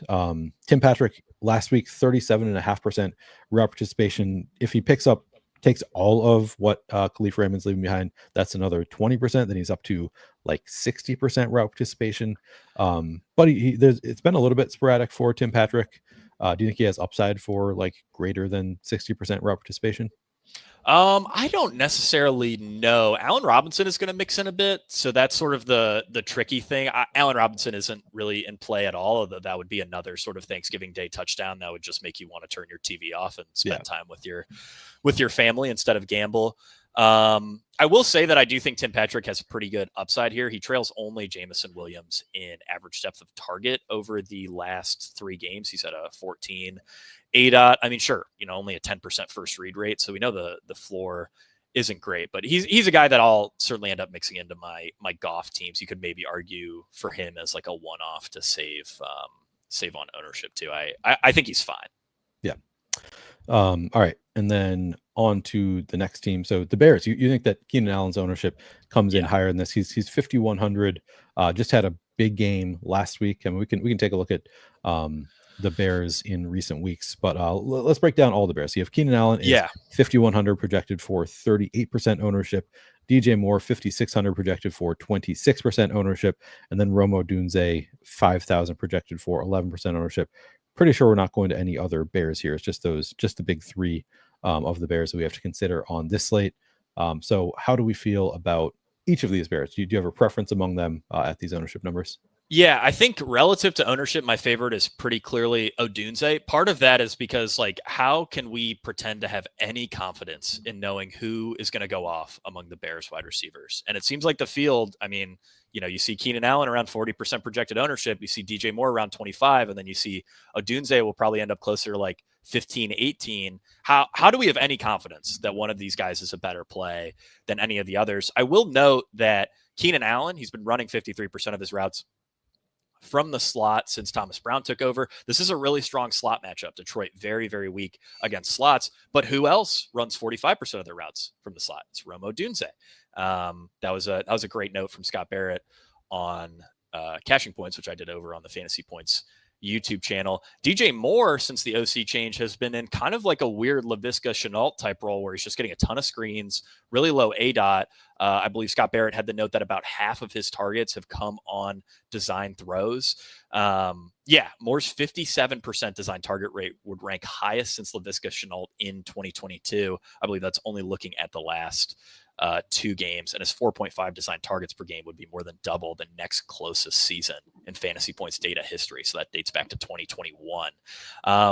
If I had to tier them, I would think I would go Odunze, Keenan, DJ Moore, but it's easy to see a big game from any of these 3, which again just makes me want to lean into the guy who's going to be the lowest owned and is the cheapest in Rome Odunze. So I think he'd pretty clearly be my favorite there. I think so. I'm showing right here. This is the weekly route share report, and you can see why you're not considered anybody outside these 3. Yeah. Really strong route participation for all 3 of Moore, Allen, and Rome Odunze. Just like these are the top 3 up here. Awesome. Ever since they're by, I mean, even before that, but you can just see awesome route participation. The target share has not been the most consistent week to week, but it's pretty good for all of them. If you look at their total targets since the bye week, all 3 of them look really good here. I guess DJ Moore looks the worst of the group, but we know DJ Moore has that splash play potential. It's really hard to nitpick and rank them. So you say Rome Odunze, Keenan Allen, DJ Moore is your ranking. Rome Odunze only 11% projected ownership. That is, I think he'll come in a bit higher than that. I was looking around the industry and seeing, closer to 15 to 20 at other sites. What does RG have? They have 13.5. Okay. Yeah. So probably, 13 to 18, he might push for up to 20, but I think I can say pretty definitively that DJ Moore will be higher owned. Keenan Allen will for sure be higher owned because I think that matchup narrative is pretty heavy, and he actually didn't look like he was that fat last week. Fat Keenan narrative failing potentially. So I think people just kind of want to chase the more recent game logs. But like I said, I mean, how can we have any confidence in knowing which Bears wide receiver is going to go off? Just give me the guy at the lowest ownership. Yeah, I mean, Odunze looks great. Honestly, I feel like this is one of the spots that I'm not convinced that, at least relative to the 38% fantasy points has for him, I'm not convinced that Keenan Allen does come in much more than that, just because he's not sexy. I know people are like, I really want to play Keenan Allen. He's not Devin Achane or Jahmyr Gibbs. So I think you might be right just because of the matchup, and he's cheap, and people do know the name at least. So maybe I'm wrong. Maybe he does come in higher, but also wouldn't surprise me if people are just like, I don't want to play Keenan Allen. There's nothing fun about clicking the Keenan Allen name. So Yeah, I mean, he does project the best of the three in terms of raw value. I think industry wide, it's a little bit tighter for us. We have him and DJ Moore for effectively the same projection. But again, Keenan would still be the better value because he's 500 cheaper. I also don't think like the Keenan is wash narrative probably proliferates as much among like the casuals who might be hopping into Thanksgiving slates. They'll just say, oh, Keenan Allen's 5,100. Like the Bears might be a kind of fun team to stack or whatever. And just blindly click it. But again, I mean, that's part of what makes ownership for these kind of slates really tough to project. Yeah. Let's talk about the Packers a bit because we've got, as we've said, no Romeo Doubs here. Jaden Reed, 5,700 coming in at 33% ownership. We've got Christian Watson, 4,900 coming in at 27% ownership. Our boy Dontavian Wicks back in play, 4,200 projected for 14% ownership. Then I guess you've got Bo Milton, Malik Heath, if you want to go there. Let's start with the big three. Kind of appealing here. I mean, it's not a great matchup with Miami. As I recall, it's a pretty tough matchup for receivers. Let me double check if that is true. So if I remember correctly, the main note that I had here, let's see if I can find it in my notes.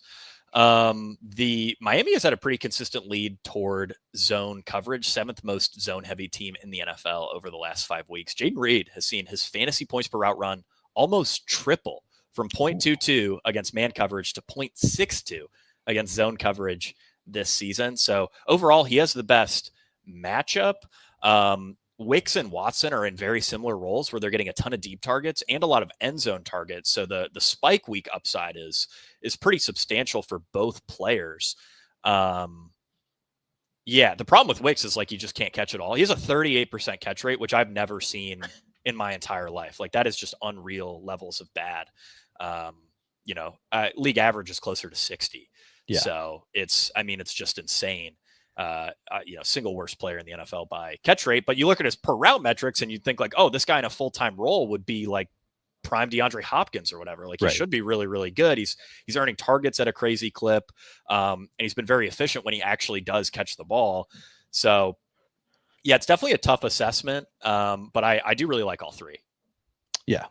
Just pulled up. So I guess Romeo Doubs must have gotten hurt in the game last week down to, he was only at 52% route participation. I'm trying to see who benefited from it. Like nobody. Yeah. So 6% higher? Oh, Bo Melton actually. Interesting. That was, the tough thing was after Doubs left, and I believe this was a Scott Barrett note, so I want to be sure to credit him. I believe Melton and Heath both had exactly 3 routes. Okay.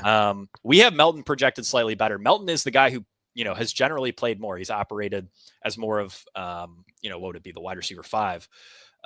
Compared to Heath, who's more of the wide receiver 6, if you look throughout their game logs. But in week 5, when there was no Doubs, no Watson, Malik Heath actually played more. So yeah, that's a really tough assessment. I think if you're playing a ton of love, obviously you want to sprinkle in, you want to get as many variations as you can of the big 3. And then I'd also probably sprinkle in a little bit of Melton and a little bit of Malik Heath if you're playing in like really large field tournaments. I guess my one note here that would sort of concern me is that it wasn't Wicks who got the huge bump there. Like he only got a slight bump in, like we didn't really see his rep participation go up with Doubs out, which like last year Wicks would just come in regardless of who was out. Wicks would just take over their role kind of. Yeah. Does that concern you at all? I believe I double checked this. If you look at just the 4th quarter, so if you go to like the time remaining filter, and set max time remaining to 15 minutes, I believe he was closer to like a 70 or 80%. Okay. Route so share. It was down. Out of hand. It might have been 2, right? The Packers game last week, maybe. Let me check. Just trying to see like if he is going to get steamed. Then maybe, it was. Yeah, they won 38-10. So I also don't think you can put a ton of stock into those route shares. We're tentatively expecting Wicks to be in like a near full-time role.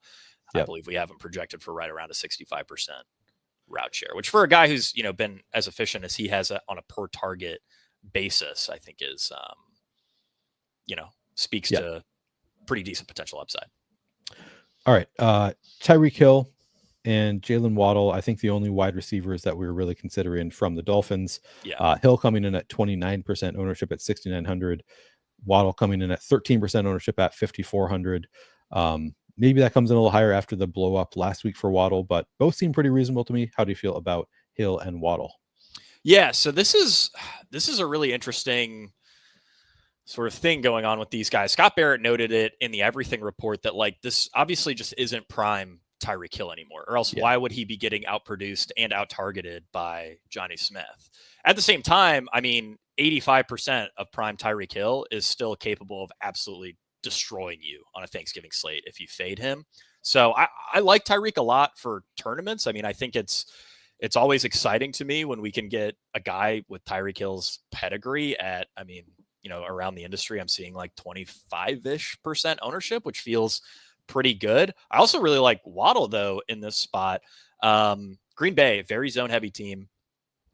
Zone coverage at the league's 8th highest rate. Waddle has seen his yards per out run jump by 50%, fantasy points per out run jump by 75% against zone coverage dating back to last year. Tyreek Hill actually gets about 20% worse by both yards per out run and fantasy points per out run against zone. So my matchup lean would be Waddle. Waddle's also pulling in a bit less ownership, and it's just surprising to see Waddle project for 10 to 15% around the industry when he had a great game last week. Yeah, it's a tough assessment, but I'm going to be playing a good amount of Tua. I imagine I'll be overweight Tua. I'll probably be overweight Love, assuming current ownership projections hold. So, that will just naturally lead me to a lot of Hill and Waddle as well. Yep. All right. Like those calls. And then finally, we've got Malik Nabers, Wan'Dale Robinson. I don't know if you want to go to some Darius Slayton with Drew Lock now. So Malik Nabers coming in at 17% ownership at 7,100. I wouldn't be surprised to see that get a little bit of steam with Drew Lock. I think people will be kind of excited to play him. Wan'Dale at just 4% ownership at 4,700. Darius Slayton 1% ownership at 4,400. How do we feel about these ownership numbers on the Giants? And RotoGrinders says at 23% Nabers for what it's worth. Wan'Dale Robinson 3%, and where is he? Darius Slayton 1%, and Jalen Hyatt 1% actually. I don't know. So yeah, all these guys are pretty interesting.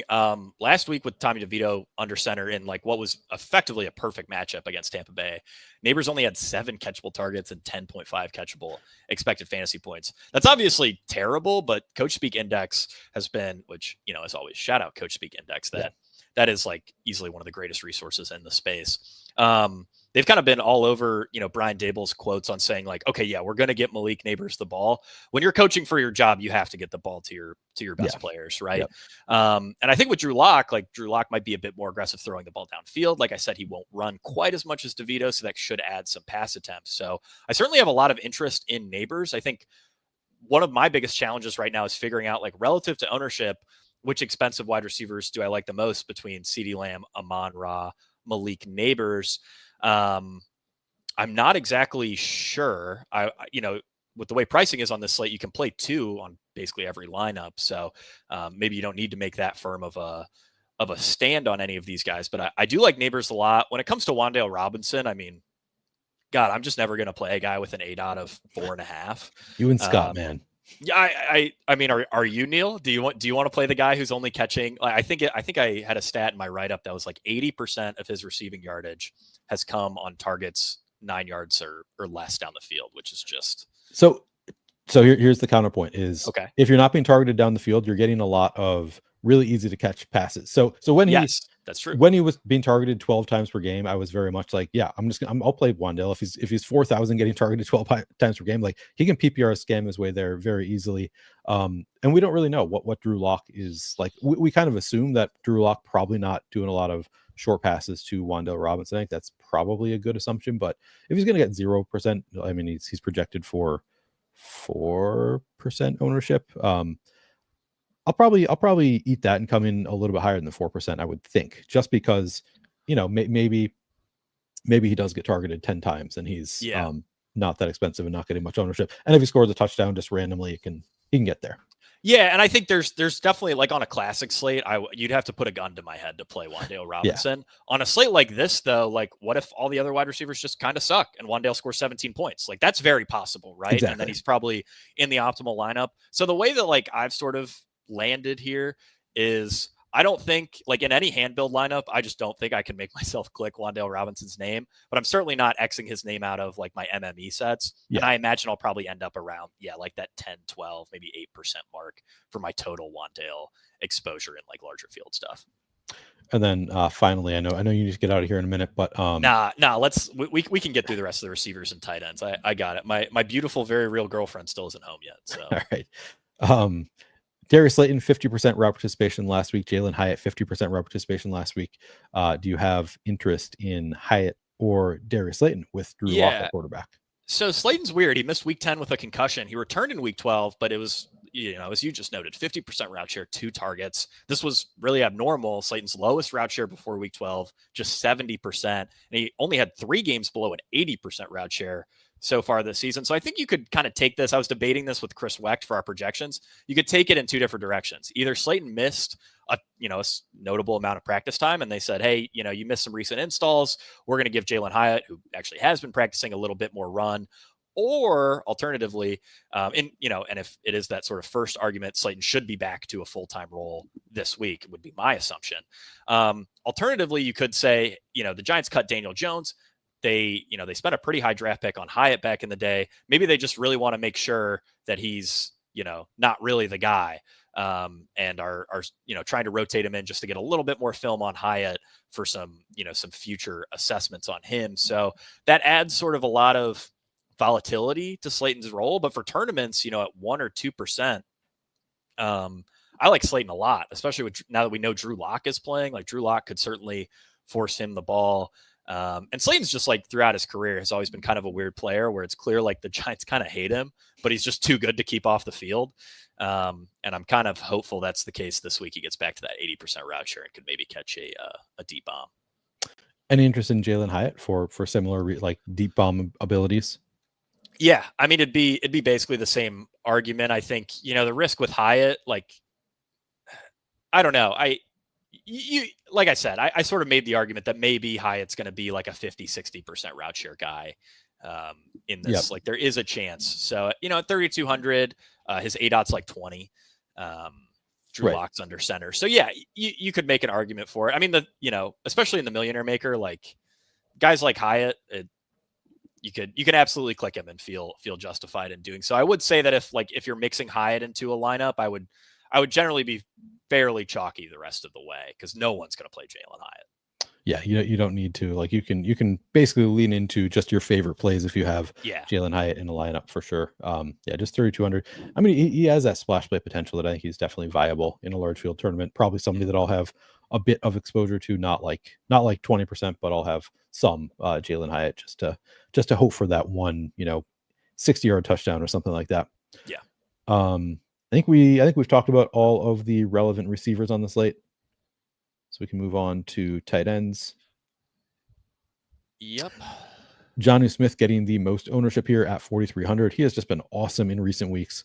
How are we feeling about 35% ownership going to Jonnu Smith? Yeah, I mean, Jonnu Smith, like, the usage, the player, just been really great. I think the only argument against Jonnu on this slate, really, like, I think Proctor said it best on Cashing Points, where he was like, look, Jonnu's like the only really good tight end play of this slate. And I largely agree with that. The argument against him, though, is ownership. I think in smaller field stuff, you'll see him push for 50%, which is tough. He'll be one of the highest owned players of the slate, and I think pretty easily the highest owned tight end of the slate. And I think, like, overall, the way I'm sort of viewing tight end is, like, am I excited to play Tucker Kraft, who we'll get to in a second? No, like, basically not at all. But I'm going to mix him into Jordan Love lineups because it's a 3-game slate. And if Jordan Love goes off, there's a decent chance Tucker Kraft comes along with him. So that's sort of how I'm viewing tight end, like, on the whole, is, yeah, I want a lot of Jonnu, sure. But really, you're just mixing these guys in with their respective quarterbacks or game stacks. Yeah, I mean, that's a good point. In general, with tight ends, we often want to be pairing them with their quarterbacks. Yep. Obviously not always, but it's often a good idea to pair the tight end with the quarterback and just hope that they score a touchdown. But yeah, Jonnu looks pretty good, 4,300. Yeah, I mean, that's true. Just not great all around. I showed it here. Third best possible matchup. Oh no, sorry, that's for Green Bay. Never mind. Jonnu, slightly positive matchup, not like an awesome matchup. Well, let's talk about Green Bay then. So Tucker Kraft gets over the past 5 weeks, third best possible matchup for tight ends. Kraft coming in at just 18% ownership at 3,700. How are we feeling about Tucker Kraft? Yeah, so as a raw play, like, I kind of hate Kraft. He's run really hot in the touchdown department. He's averaging half a touchdown per game, which ranks third best among tight ends, despite 0.21 expected touchdowns per game, which ranks 18th. He's basically a guy who's just been massively exceeding his expectation, running way too hot. Theo Johnson has better usage by expected fantasy points than Tucker Kraft does, and Theo Johnson will be notably lower owned. But yeah, I can't get away. Like, I can't just X Kraft out of my player pool because I'm going to want him on some Jordan Love teams. I think overall, relative to price and ownership, Kraft is pretty clearly my least favorite tight end play of the slate. So say you end up with a lineup you really like, you're just debating, who my tight end should be. Kraft would be, excluding any sort of correlation type stuff, Kraft would be my least favorite. Okay. Yeah. I think I like him better than you do. I understand your argument, but just I don't know. They seem to like him enough. Like he's running enough routes that since he's getting not much ownership, like he's 84% route participation the past couple of weeks. Yeah, I think I like him a little bit better than you do. But I hear your point, and to your point, Theo Johnson and Luke Schoonmaker both getting lower ownership. So maybe I don't know. We'll see if I end up much higher than that. Yeah, I think the other thing with Kraft that Proctor pointed out that I thought was sort of an interesting take is like his big games have generally come when Green Bay's missing a wide receiver. So maybe he does see a bit better usage. But again, I mean, he's been running really hot relative to his usage, and I'm just not convinced that he's a talented enough player for that to really be justifiable. I mean, he has a decent projection for us. If we were projecting him at his expected fantasy points, it'd be like 2 points lower. Sure. So we're buying, a little bit of that, but yeah, he's a tough click for me outside of like love teams or, I think an interesting angle with Kraft is you play like a Tua lineup and you don't play Jonnu and you play Kraft instead, which is, I believe, something Proctor, Proctor mentioned on, when we did caching points. So, there are some angles that I do really like for Kraft, but just like I said, on the whole, not really a player I'm excited to click in any sense. Okay. Cole Kmet, Sam Laporta both have, looks like, bottom 11 or so matchups for tight ends. But both the second and third highest owned tight ends on the slate. Laporta both coming in at 22%. Laporta is 4,100. Cole Kmet's 3,600. How are we feeling about Laporta and or Kmet? Yeah, so it's sort of interesting that their like on paper matchups don't look as good because I think, with Kmet, I already acknowledged Alex Anzalone is out and he's, top 10 among 83 qualifying linebackers in PFF coverage grade. So I think that, is worth a slight boost to Kmet's matchup. Laporta's schematic matchup is really, really strong. Chicago ranks 4th in single high usage since week 8. They've been, just generally speaking, very consistent with their single high usage throughout the season. Laporta has seen his yards per out run jump by 125%. Fantasy points per out run jump by 130% against single high dating back to last year. His 2.5 yards per out run against single high is a better mark than Amon-Ra St. Brown and ranks second among all tight ends behind only George Kittle in that sample. So this is a really strong schematic matchup for Sam Laporta. But again, with sort of all these tight ends, it's like if forced to choose and I'm not that concerned about ownership, I'm going Jonnu. And outside of that, it's like, okay, what is my lineup looking like? If I'm stacking up this Bears Lions game, then yeah, I love playing Laporta and Kmet. If I'm stacking up the Dolphins game, Laporta and Kmet probably just aren't making the vast majority of those builds. Okay. I think that is spot on. Let's go real quickly to Theo Johnson and Luke Schoonmaker. Starting with Theo Johnson, 2,900, getting 14% ownership.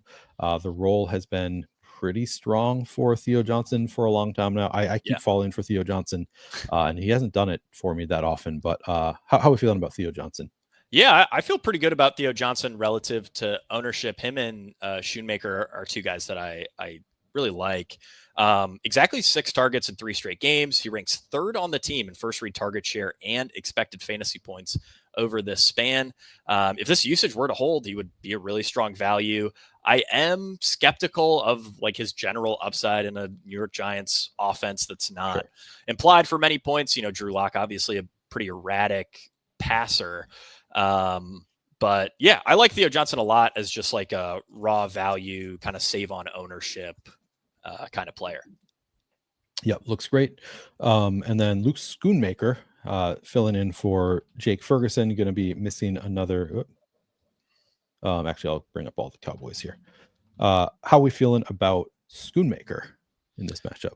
Yeah, like you're never excited to click a guy who's earned a route share of 43% in the games where Jake Ferguson has either like immediately left or just been out, but he's been crazy efficient. 0.31 targets per route run, would rank top 6 among all players at all positions. In the games where Ferguson has either left immediately or just been out, Schoonmaker's averaging 5 catches, 51 receiving yards per game, 12.1 fantasy points per game. Those are all like, sort of mid-range tight end one type numbers. Obviously difficult to trust given the low route share. The schedule adjusted matchup is really tough. Granted, I don't think there's anything particularly special about New York's safeties or linebackers, so I don't know that I put like a ton of stock into that. But yeah, I think Schoonmaker is a solid play. I also think if you're playing the Millie, Brevin Span Ford is worth considering. I mean, 8% target share, 31% route share in the last 2 weeks without Jake Ferguson. Not really exciting, but only one fewer first read target, 4 total, than Jalen Tolbert. Again, an okay punt if you're just MMEing the Millie, because we just have to consider these really gross guys who are going to pull no ownership but could catch a touchdown. Yeah. I like it. So I think that's all the positions that we need to cover here, Jake, unless you have any other notes on defenses, anything else that you want to get out there before you head out. I want to get you out of here before your girlfriend comes home and breaks up with you. Yes. Maybe not yes to that second part, but yes, before she gets home.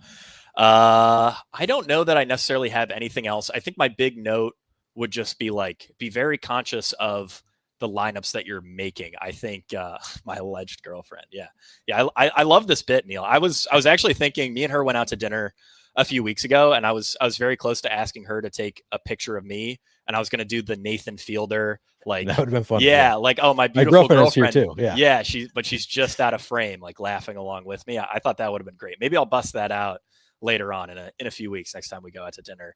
But yeah, my big note for this slate would just be very conscious of like the lineups that you're making. I think we need to get a bit more unique in terms of our overall builds. Obviously, we just talked at length about the viability of all these plays, but compared to like a classic slate, I don't think that matters nearly as much as your general lineup construction. So I would just spend a lot more time thinking about that than the overall plays, because I really don't think that matters nearly as much as just trying to get unique with lineups, whether that's onslaught building, whether that's leaving salary on the table.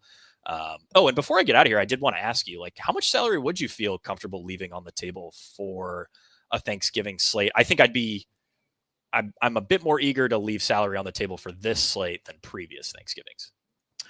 Yeah, so I don't know like the max that I would leave on the table. I honestly have not played around with it yet. I think that like if you are playing like 150, if you're MMEing and you want to set a salary cap, like the max salary use, maybe like $400 off, so like 49,600 cap, something like that is probably. I don't think I would go much less than that. You could, like, I often leave significantly more on showdown slates. I haven't looked closely yet at how much salary I can use and still make good lineups. But my like just looking at the salaries, my first instinct is like maybe I'll set my cap at like 49,600, something like that. Yeah, that's kind of what I was thinking as well. I think you'll still end up on like really strong projected teams, and I think casuals especially will want to push themselves toward using the entirety of the salary, and that's not necessarily correct on a slate like this, where it just doesn't really feel like pricing matters a whole lot. Yeah. So Jake, I know that you wrote up this whole slate already. Is that already up at Fantasy Points? Yeah, it is. It is paywalled, but we have like a huge sale going on. I think we already talked about that, but I think standard is $3 for the rest of the season. Premium is like $10 for the rest of the season. So yeah, if you grab any of the discounted Fantasy Point subscriptions, you can read that slate breakdown. But I went through every single slate relevant player, wrote a blurb on them. I included some rankings in there as well. Can also hang out in the Fantasy Points Discord. Johnny Proctor generally has a great feel for sort of how the industry is moving in terms of like ownership, last second steam and stuff. So I find the Fantasy Points Discord super, super valuable for that. And yeah, all my content over at fantasypoints.com as well. Yeah. And Jake already did another breakdown of this. So if you want to watch another breakdown of this slate on the Fantasy Points YouTube, cashing points with Proctor and Scott Barrett, that'll be a good one to watch also. So make sure you go check out all of Jake's work. Of course, follow him on X at Jake Tribbey, where Jake will post all of his stuff. Anything else before you get out of here, Jake? I'd like to ask the chat if my performance today was a boom or a doom. Boom Costco. or a doom? Yeah. What is this a reference to? You don't know the Costco guys, Neil? Oh God, no. I know who you're talking about. I've never actually watched any of their content. AJ and Big Justice and the Rizzler. This is as a Zoomer, Neil. This is like my whole life. I clock out of work and I immediately go to TikTok, watch every Rizzler TikTok that I can get my hands on, see what's next in his beef with Baby Gronk. This matters I'll see a lot. them as I'm scrolling X. I will see them doing their little dance, and it's a little bit like I kind of watched for a few seconds. I've never clicked into it and heard it with the sound on or anything like that. But yeah, it's I get it. I get it. Anthony said it's a boom. We got one. All right, let's go. Boom performance. Let's go. Congrats. Yeah. All right, cool. Jake, really appreciate you giving us a lot of extra time here. I know you got to go and get packing, but really appreciate you breaking this down for me. Always coming prepared. Thanks, Jake. Yeah, thank you so much, man. Really appreciate you you having me on. Always an honor to be on the Final Verse, especially because I'm just generally speaking a huge fan of your content. I was a fan of yours before we ever even interacted. So it's really cool that I get to do this show and talk ball with you. It's always a really fun time, and you've got great chat interaction, and you're clearly building an awesome audience. 3,800 subs is nothing to sneeze at, man. That's awesome. So huge congrats on the success, and I'll try to catch the tail end of this stream for when I make my my showdown lineups tomorrow. I really appreciate you having me. No, appreciate you, and I'll see you next week at the cage match. Yes, at yes, sir. All right, sounds good. See you Wednesday, man. See you Wednesday. All right, just me now. Unless Debro, do you want to jump on here and break down the showdown slate with me? If you want to jump on, Debro, I'll send you a link. Defenses. So Anthony had asked me to pull up the defenses page. I know Fantasy Points does a good job with these defensive projections. Looks like the Lions are the chalk, probably what you'd expect with Caleb Williams on the other side. Just a really strong defense for the Lions. Cowboys number 2 facing makes sense facing Drew Lock. Chicago number 3. It's interesting. Really strong defense for the Bears. I guess they're only 2,300, so that probably explains why they're getting the third most ownership. Obviously, worst possible matchup against Detroit, but they're cheap and a good defense. Green Bay only getting. That's kind of interesting. If you do want to play it, play the angle of Tua going to struggle in the cold. I know not everybody's buying into that narrative. I'm not sure if I'm totally buying into it, but 10% ownership going to Green Bay against Tua is kind of intriguing there. All right. Derek Debro is working. So I will continue on and play around a bit. I'm going to do a full breakdown of the showdown slates, and or I should say it'll be more condensed than my usual showdown breakdowns. Let me pull up DraftKings real quick here. And let's make a lineup just real quick for the main slate and see what it kind of looks like as we try to leave a little salary on the table. I can't answer that one. All right, I'm going to just pull up the Wildcat, even though I'm going to be building a team as though this is a large field milli maker, just to kind of see what it looks like. So at quarterback, where do we want to go? Where's my first instinct to go to at quarterback? I don't know yet. I'm gonna put in the other positions first. I think I'm going to go away from Dowdle. If I'm just making one lineup, I probably go away from that chalk, even though I'm going to have a good amount. But I think probably going away from it makes sense. Let's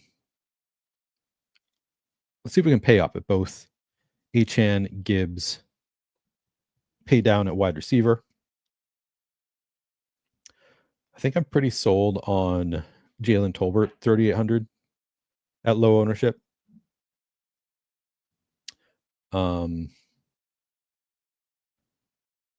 Odunze seemed too low owned, so I'll throw him in there.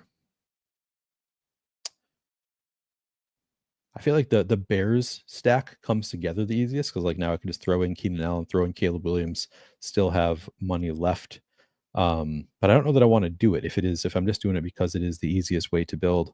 I think this could be a 2 tight end slate. Not going to necessarily force that in here. I think I liked Kraft a little bit better than Jake did. Great matchup. I'm not totally sold. I know Debro is a big Kraft guy, right? Debro, aren't you? You believe in the talent there with Kraft? Is that still true? I know at one point Debro was really into Kraft. Debro says Keenan Allen is a lock. Not in the largest field stuff. I rarely call anybody a lock in like the largest field stuff personally, but I'll throw him in here because he's got the Debro approval. I'll throw him in here at wide receiver, and I think he is a strong play, to be clear. So now I am inclined to just go. So now I could go to Caleb would make the most sense in this lineup. Play a defense, and let's go. So I don't have any. I do have the. I have Achane in there, but Achane is my only Dolphins player, and you can play defenses against players on your team in a 3-game slate. So now I have 8,900 left to spend. I could throw Amon-Ra in here, and I'm leaving 900 on the table. I think this looks like a pretty strong lineup. Leaving 900 on the table for a large field GPP. Caleb double stacked with Rome and Keenan. We've got the two bringbacks of Jahmyr Gibbs and Amon-Ra St. Brown. Got Jalen Tolbert as the kind of cheap one-off. Tucker Kraft at tight end, another cheap one-off. I guess kind of Tucker Kraft. There's going to be a lot of mini game stacks here. I guess that qualifies as one. Packers defense. Yeah, I think this looks like a fine large field GPP lineup. Obviously not going to be the highest projected, but I think that the correlation is generally pretty good. Looks okay. All right. Jonnu and Laporta. Okay, Debro says he loves Kraft, but Jonnu and Laporta are his favorites. Okay, good to know. Oh, Tim Patrick over Tolbert. Then it's going to be too chalky. Let me see. Or I guess he wasn't getting that much ownership. All right, so Debro thinks instead of going Tolbert, I should go with Tim Patrick. I guess you're leaving even more salary on the table there. See, now I have 1,200. I could try to upgrade somewhere else, but like, where am I going to upgrade? Rome to JMO? I mean, it doesn't make sense in a Caleb stack. I guess I could upgrade from Caleb to Goff, but like the correlation's a little bit. No, I guess that correlation would work. So this is if you wanted to use the full salary cap, but this would probably be a lineup that is going to be duped, I would guess, a fair amount in a large field GPP because it makes a lot of just sense. It's very logical. Jared Goff with Jahmyr Gibbs, Tim Patrick, and Amon-Ra St. Brown. Of course, I have not updated for. I don't remember which game. I guess Chicago Detroit plays first. Miami Green Bay plays last. So I would go. Oh, all of my wide receivers are from that first game. So this, I don't need to switch that out. So this is one that would probably end up being fairly used, like in a large field GPP. This will probably be duped quite a bit using the full salary with Goff, with Patrick, Amon-Ra St. Brown, and Gibbs, with two bringbacks and Odunze and Keenan Allen. But it looks like a strong lineup that does use a full salary cap. So that's one way to build it. Okay, I did it for you, Debro. You're welcome. All right, Kraft to Jonnu. You say that is wait, is Jonnu cheaper? Oh, you mean instead of putting Goff in there, that could work. Yeah, if I had done keep Caleb, put in Jonnu at tight end, you're leaving 600 on the tail. Yeah, that's another lineup that makes some sense to me. We've got double stacks of both Chicago and Detroit, so that could work. Anyway, I think that's going to do it for the main slate breakdown, and then I'm going to keep going down through the showdown stuff. We'll start with the first one. And I'm just going to, again, this is going to be a condensed relative to how I usually break down showdown slates because we've already gone through each of the games individually, which is a big part of what I usually do.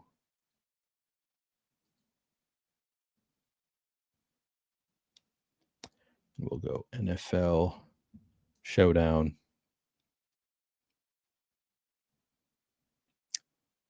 Is this the first? Wait, this is the second one, I think. Yeah, we don't want this one. All right, let's see.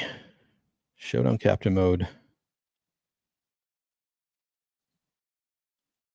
Here we go. So it's 100K to first, $10, 100K to first for the first Showdown slate. And we're going to have to look at ownership projections. So let me pull up the slate on. I guess I'll start just doing a quick overview, just looking through quickly the prices, the ownership, etc. for Chicago, Detroit.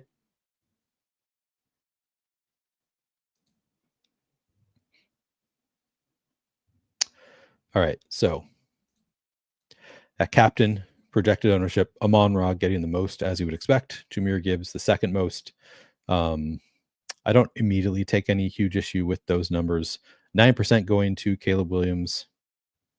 Okay. 9% going to Keenan. Now that seems a bit low. Montgomery, 7%. Goff, 7%. I mean, JMO. Debro thinks JMO is going to break the main slate. JMO coming in at 6% at captain on the Showdown slate. Pretty intriguing to me. DJ Moore coming in at 6% projected ownership at captain. DeAndre Swift, 5%. We've got some really strong options here, I would say. Romo Dunze, only 3% projected ownership at captain. So yeah, a lot of these captain ownership numbers feel really good to me. I think I would definitely want to be overweight to 3% Romo Dunze. That one definitely stands out to me. DeAndre Swift, 5% looks really good. DJ Moore, 6% still looks pretty good. JMO, 6%. So I think we have a lot of strong options. The one that stands out the most, obviously, is Romo Dunze at 3%. Like he's cheap and not getting much ownership and has a really strong role. So I think that is probably my favorite contrarian option at captain on DraftKings. But can't really worry too much with Amon-Ra getting 18.5% captain ownership. All right. Flex ownership. Do we have anybody who looks super contrarian? A lot of the usual suspects getting the ownership you'd expect. I guess with the quarterbacks, I would say Goff, always stacking him. Definitely you can include the running backs in stacks with Goff, but always stacking him. Always going to have multi-stacked if I have Goff at captain. I'm torn on Caleb Williams. I think Caleb Williams, you don't need to be as strict with your stacking rules because he has been running all year to some extent, but even more so in recent weeks. So I think if you want to play Caleb naked in the flex, like it's viable. Not like my favorite way to go, but it's viable, I would say. And then at captain, I want to have at least one player stacked with him. If I have Caleb at captain, I don't think he's going to put up 50 yards and 2 touchdowns on the ground. I guess it's possible, but more often than not, if Caleb is the optimal captain, he'll bring along at least one pass catcher. So I would generally prefer to have at least one pass catcher with Caleb if I have him at captain. All right, continuing on. Let's see who's not getting enough ownership here. Nobody really standing out. Like I think I'd probably come in underweight to 45% Caleb in the flex. He's not expensive, only 9,000, but it's still kind of a tough matchup for Caleb. He's pretty hit or miss in terms of his production. So I think I'd generally be inclined to come in sub 45% on Caleb and lean in more to 33% Keenan Allen, 30% DJ Moore, 27% Jameson Williams, only 25% going. DeAndre Swift is only 8,000, only getting 25% ownership. That seems pretty good to me. And Romo Dunze only 24%. So I think I'd probably end up light on Caleb just because we have a lot of players who have upside who are not getting much ownership. So I'd rather just lean into some of those players. Jake Bates, 15%. I think on a slate where we have Detroit really strong offense going up against a really strong defense, a little bit more likely that they get into field goal range and then kind of flounder from there. So I think Jake Bates at 15% ownership makes a lot of sense to me. Bears defense, I mean, even how good Detroit's offense is, you see defenses, the way they score fantasy points doesn't necessarily mean that they're shutting the opposing offense down. Like the Bears defense could just have a pick six and a few sacks, maybe a second turnover, whatever, and they look really good at 3,400. So 12% ownership going to Bears defense. I kind of like that. None of these super tertiary options look great to me. Roschon at 15%. Looks pretty good. Like he's got the goal line roll and then obviously massive contingent upside if anything did happen to Swift. He is 4,000, so he's priced for it. I'd like him a lot better at like 2,400 or something like that. At 4,000, it's a little bit tough to pay that off, but still possible. And 15% ownership, I think, is probably fine. 17% going to Tim Patrick again. Could have like more than, I would expect probably more than 50% route participation for Tim Patrick here with Khalif Raymond out. So I think 17%, that is a spot that I think I would probably get. I'm probably going to get well overweight to 17%, not like 50%, but I probably get to like 30% Tim Patrick. So that is a spot that I think I like here. Again, Rome Odunze just stands out to me across the board, just too low owned for a pretty low price tag there. Let's build a lineup here. And actually, before I do that, let me just take a quick look at, let's just sort here so we can see in recent weeks, what have things looked like for both of these teams, just because there might be more tertiary options that we don't talk about on a main slate who are worth talking about on a showdown slate. I don't think we have anybody, like I'm not playing Vaki 1 snap last week, Greg Reynolds 3 snaps, 1 carry. I think because we have 2 running backs on Detroit that we're already playing, we don't really need to consider any of the more tertiary options at running back. For the Bears, similarly, I mean, we already talked about DeAndre Swift and Roschon Johnson. Roschon Johnson getting those goal line looks, I think, is pretty viable. Not a slam dunk. Only 2 carries last week for Roschon. Did have 10 carries the week prior, so that's worth noting. But I think those are the only 2. I don't think we're going to any Travis Homer personally. At wide receiver,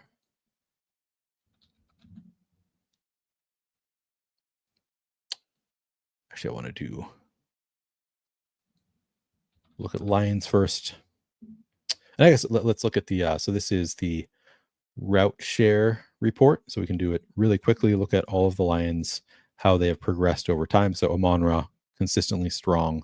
Route participation, JMO up to 80% last week, his highest since prior to their week 5 bye. That's worth noting. Laporta, 72%. Tim Patrick, again, was down to 37.5% last week, but now we have Khalif Raymond out. I kind of suspect that he bounces back up. He's been pretty inconsistent, as you can see here, throughout the year, but Khalif Raymond being out at least helps a little bit with Tim Patrick. I would expect him to see a little bit more. Allen Robinson, 0 routes last week, apparently 11% the week prior. Maybe he gets in and eats into Tim Patrick a little bit instead, takes on more of that Khalif Raymond role. I think Tim Patrick more likely gets it. I don't think they're going to be excited to play Allen Robinson. I guess I should look at, is he projected for any ownership? 1% ownership. He's 2,000. I think I'll probably have more than 1% Allen Robinson. Probably not much more though. Like I think it's a little bit thin, but for the largest field GPPs, it's kind of a dart throw that I would consider. And then the Bears side, we already looked at the Bears routes. It's really just condensed to their top 3 receivers. I guess if something happened to one of these receivers in game, DeAndre Carter probably the next best, but for the most part, DJ Moore, Keenan Allen, Rome Odunze, there's nobody else of the receivers running any routes. So it would take an injury for anybody else to be relevant. Probably DeAndre Carter, if I'm taking a shot on one of them, would be the guy, but I don't feel great about taking that shot. I might not even end up with any. All right, I think that does it. Let's play around with lineups and let me check in on chat to see if you have any questions, comments, etc. But let me get into this first. Let's see. Showdown captain mode.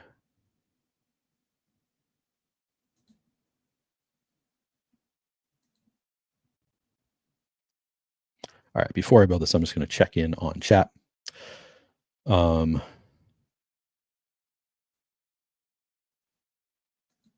Thank you, Steven. That's a very, very nice comment. This is a fantastic show, especially going through the showdowns. You definitely try to give us the most. Always appreciate it.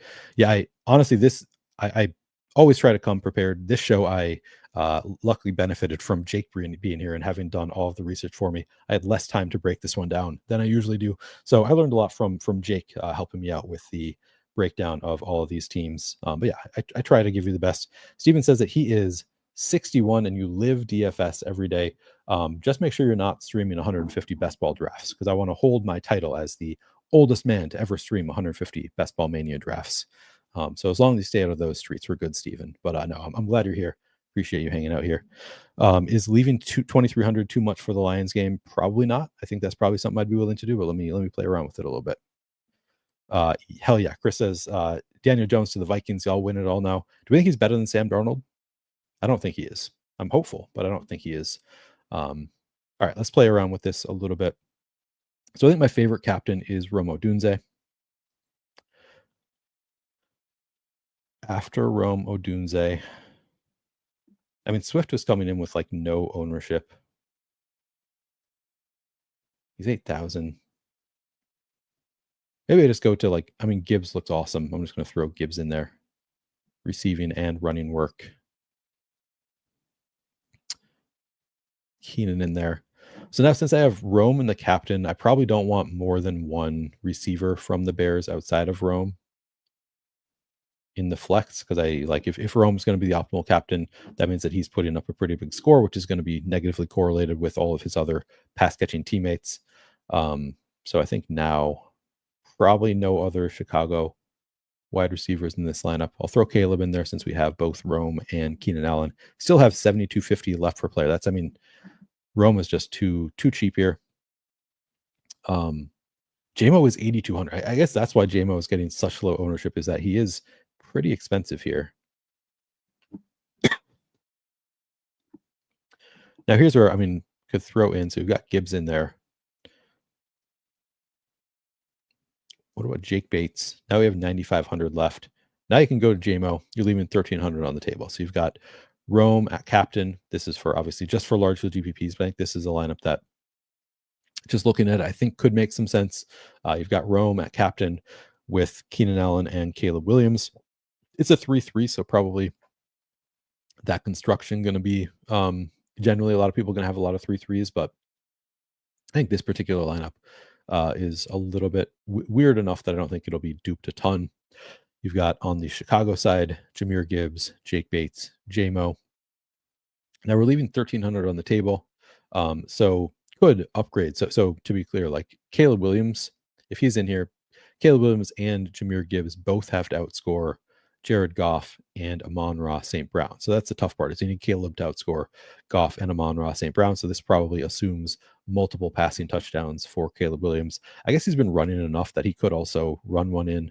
So I think that it's plausible that Caleb outscores Amon-Ra and Goff. So I think this is fine.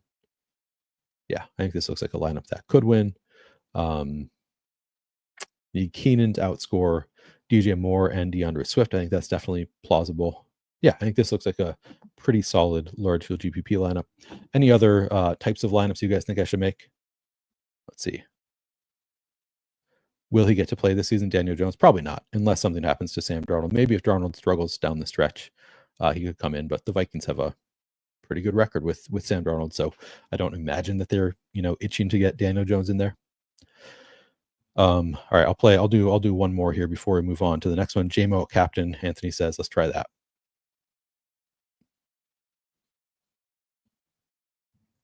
All right, Jameson Williams at captain.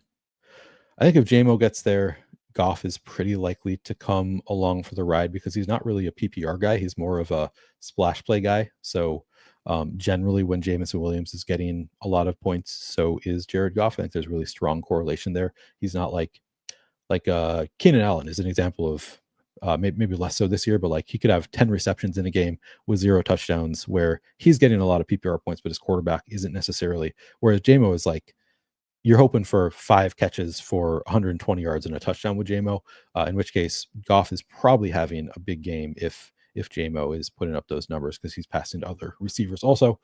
So I think I'm inclined generally, if I have JMO a captain, to throw Goff in there. Obviously you can do it without, hope things get weird, but generally that would be my preference. Now I'm going to go put the Bears defense in here. So that's one way to, save some salary. Going to get a little bit more unique by playing the Lions stack and then throwing the Bears defense in there. People don't really want to do that, but they're cheap enough. They could have a pick six, pay off that salary without the Lions putting up a ton of points. So I think that makes some sense. This also could work in like a lower scoring game, I think. This type of build here. So now throw in Jake Bates. 97.50 left per player. I can do both Gibbs and Montgomery. Now we have 1,300 left over.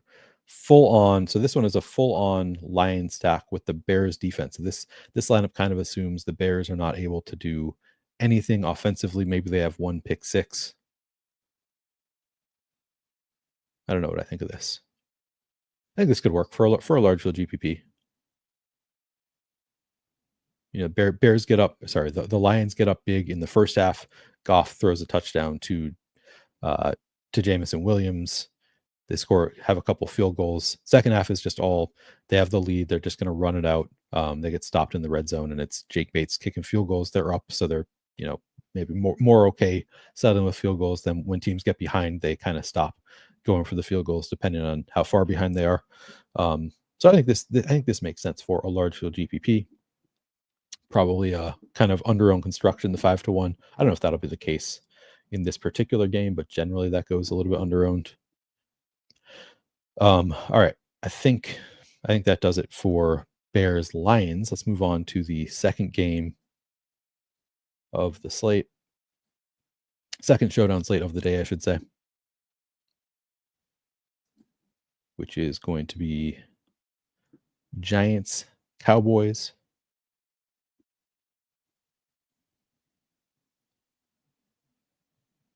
Is this it? Yeah, second helping.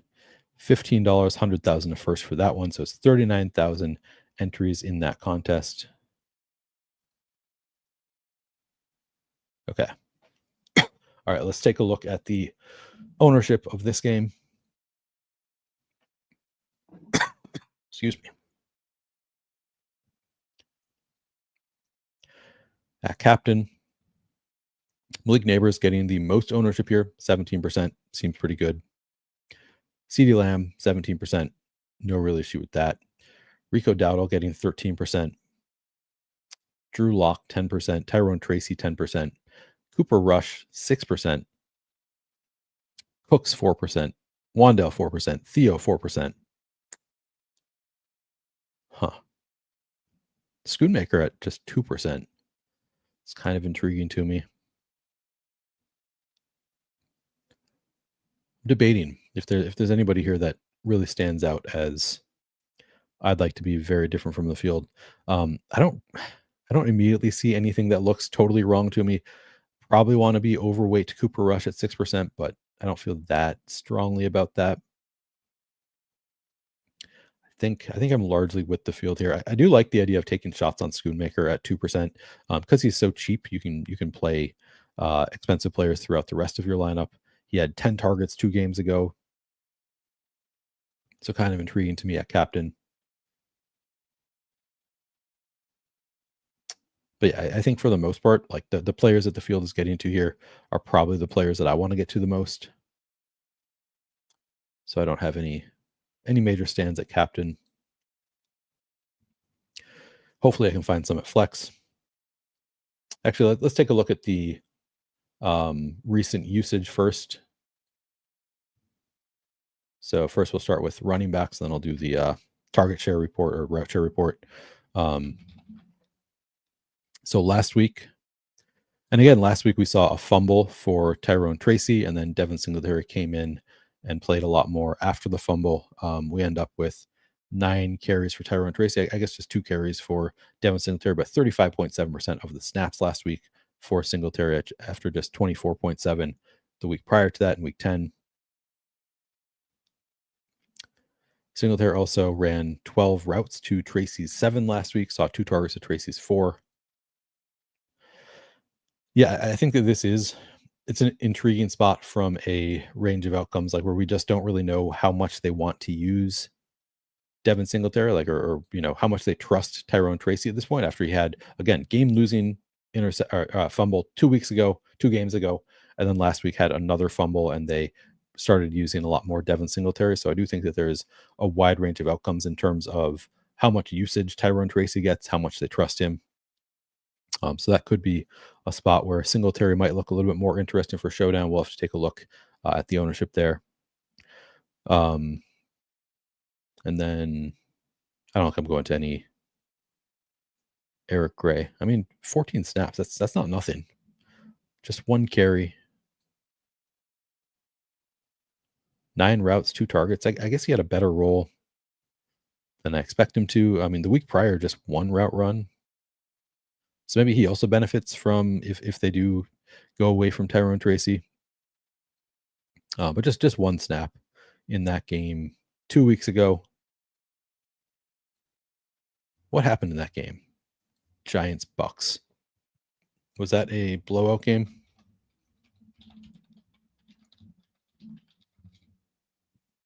Yeah, the Bucks blew them out. So that's probably also a big factor. They were up 23-0 at halftime, 30-0 in the third quarter, and they ended up winning 30-7. So that might have played a role in the usage for these running backs last week. So that's worth noting. From a route share report standpoint, for the Giants, Malik Nabers pretty consistently, a lot of routes run. Wan'Dale Robinson pretty consistently, a lot of routes run. As we saw last week, Darius Slayton, 50% route participation. Jalen Hyatt, 50% route participation. Could be some volatility there in terms of, like, do we expect Darius Slayton to get back up to his earlier season route participation? Jake seemed to think that is what he would expect. There's some possibility that Jalen Hyatt retains closer to this than he had been, but he's been kind of all over the place. But the past couple weeks with Darius Slayton out and limited, pretty good route participation for Jalen Hyatt. Maybe he does retain some of that. Daniel Bellinger, 30% route participation last week. Theo Johnson, pretty strong usage. I mean, honestly, all year in terms of route participation. But as Jake noted, the target share has actually been better in recent weeks. I think he said 6 targets in each of the past 3 games for Theo Johnson. So he's pretty interesting. And then on the Cowboys side, first we'll look at the bell cow report. Cowboys last week, Rico Dowdle, 19 carries. So they've been saying they want to give him more of the carries, use him as a bell cow. They finally kind of did last week. 19 carries for Rico Dowdle, just 3 for Zeke, 0 for Hunter Lipke. 3 targets in that game for Dowdle, 0 for Zeke. Dowdle, 26.5% route participation. Lipke, just 1 target in that game. I think it is one of those situations where if they are doing well with Dowdle, they'll stick with him. If he struggles at all, they'll go away from him. So I think that, wide range of outcomes. I think very much an ownership play. If he comes in at low ownership, I'd like him. I think he's going to be pretty high owned. So yeah, I don't know. Not going to be contrarian there. And then the Cowboys, in terms of route participation, Jalen Tolbert has been very strong. So I think Jalen Tolbert looks good to me if he's going to be low owned. CeeDee Lamb obviously continues to have strong route participation. Mingo gone now, so Mingo new to the Cowboys this week. 27% and 18% route participation in his 2 games with the Cowboys. Right, those are both with the Cowboys, I think. Maybe I have to look at that. I don't know. It doesn't matter that much. Not that much. Anyway, Jalen Brooks was out 2 weeks ago, back up to 38% route participation last week. Oh, yeah. So I think, yeah, the week that Jalen Brooks was out, Mingo was there. Turpin, the 29% in week 11, kind of an outlier because that was he played a lot in garbage time, back down to 15% route participation last week. Obviously, we know he has the big play upside. They sometimes try to scheme him a couple looks in a game. And as we saw a couple weeks ago, he can just take one of those to the house, has major speed. Schoonmaker, just around 50% route participation each of the past 2 weeks with Ferguson out. As noted, Brevin Spanford has also been 30+% route participation. So we have some interesting showdown angles in this game that are probably more interesting than on the 3-game slate. So let's take a look at the ownership here. Drew Lock getting 43% ownership. He's only 8,400, so relatively inexpensive for a quarterback.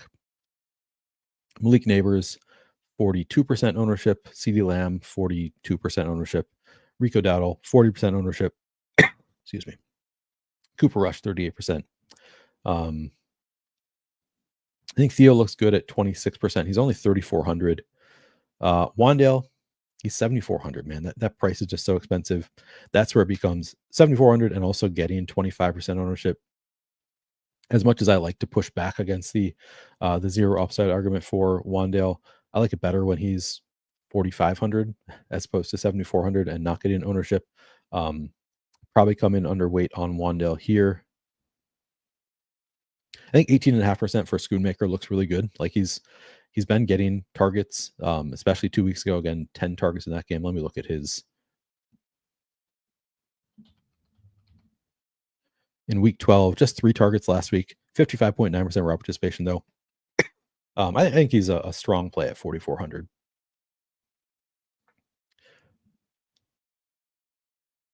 Jalen Hyatt, again, if you want to make the bet on he's going to retain 50% route participation, he looks great at 1,200. Regardless, like he's just they throw it to him down the field. He's not getting an easy target, so the floor is 0 for Hyatt, but he's a big-time splash play guy. Getting pretty low ownership here. He's only 1,200, so I think I kind of like that. Singletary, it's tough because so it's 3,800, might have more standalone value than we are anticipating.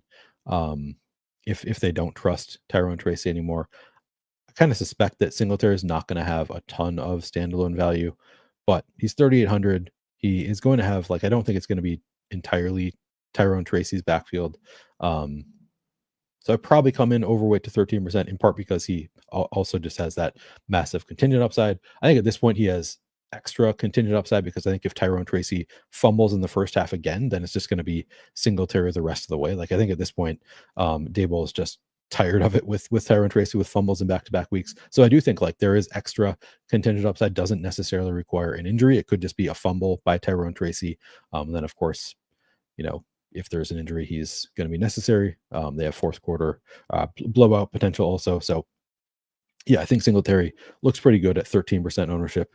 Span 4 to 12%, 30% route participation. I don't know. That's okay. He's a backup tight end, but maybe a little bit better role than your classic backup tight end. Slayton at 11% ownership. That stands out as a play I definitely want to be overweight on. He's only 4,000. As Jake said, could get back to that like 75% route participation role. Could benefit from playing with Drew Lock. So I think Darius Slayton looks really good at 11% ownership. Zeke playable. He's only 2,400. Could spike a touchdown.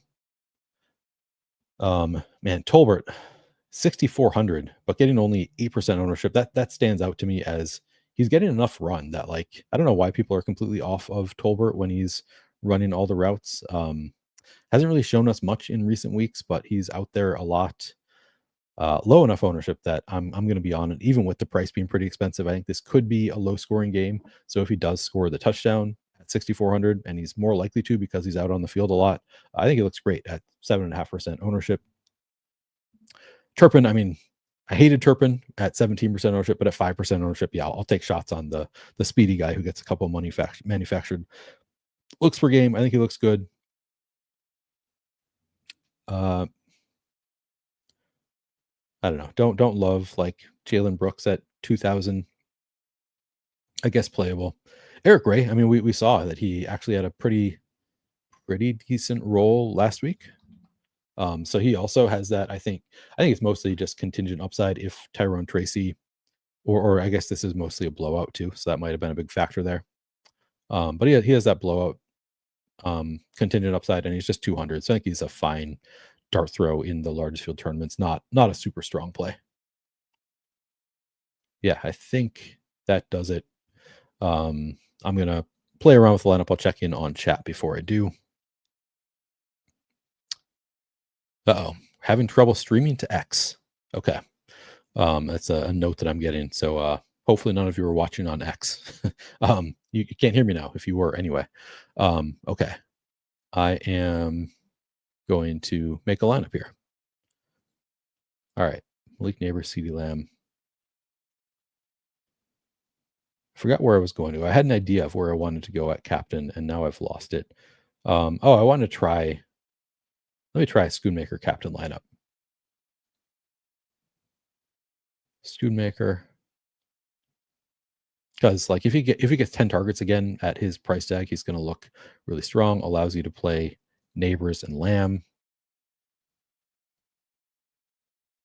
I like Tolbert at just low ownership. I mean, this might be more off the wall. So now I do have 3 Dallas pass catchers in this lineup. I think it's more viable here because Schoonmaker is cheap enough that you can you're not using as much salary to get him there. So he doesn't need to have quite the same blow up game to get there. So I think this could work. I definitely want Cooper Rush if I have all of Schoonmaker, Lamb, and Tolbert in there. And then 6,000 left. Do I want Aubrey in there? I think Ferguson's almost definitely out, right? Yeah, he's not been practicing. Yeah, just making sure.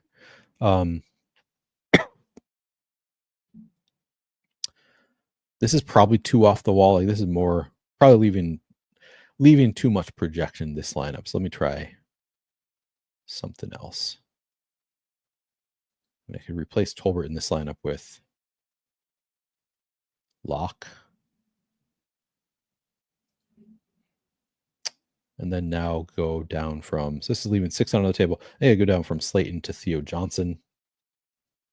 I think this looks like a pretty strong large field GPP lineup. Going to project, I think, well enough. You've got Drew Lock in here with both Theo Johnson and Malik Nabers. You've got Cooper Rush with both CeeDee Lamb and Luke Schoonmaker. Yeah, I think this, and it leaves 1,200 on the table. So probably not duped a ton. I think this could make sense. Yeah, I think that works. Okay, for a large field GPP, let's try one more.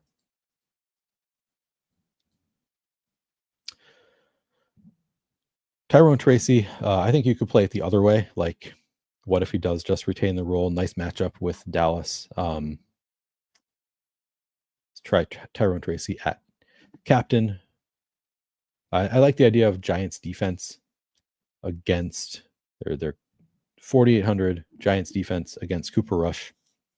Looks pretty good. Obviously correlates well with Tyrone Tracy. Now I think because we have Tyrone Tracy getting some ownership there, maybe throw in a low-owned Darius Slayton. Here's where maybe now throw in Jalen Hyatt. Pay up to, or sorry, not Jalen Hyatt. Jalen Tolbert, pay up to be contrarian. Now we have a ton of salary left over. Go to, do I build out just an entire 5-1 Giant stack? Is that how to get different here? Drew Lock with Malik Nabers and Darius Slayton and Tyrone Tracy. Does this make sense? I think it could make sense. Now this one, you need Jalen Tolbert to outscore Wan'Dale Robinson. I think that's certainly plausible. You've got Brandon Cooks there now. Yeah, I think this could work for a large field GPP. Could replace Slayton with Graham Gano, but then you're using almost a full salary cap. Luke Schoonmaker. Lock with Nabers and Slayton. And I think this is fine. Yeah. Okay. That's funny. Hopefully nobody watched that next evergreen tweet. Can you do a Nabers line? Yeah, I can do a Nabers lineup. Nabers at captain. So Nabers, I think he positionary field. Oops. Obviously correlates well with Drew Lock. And I think Drew Lock more likely, I don't know. Nabers is such a PPR guy that he can get there without Drew Lock, so maybe I don't go there immediately.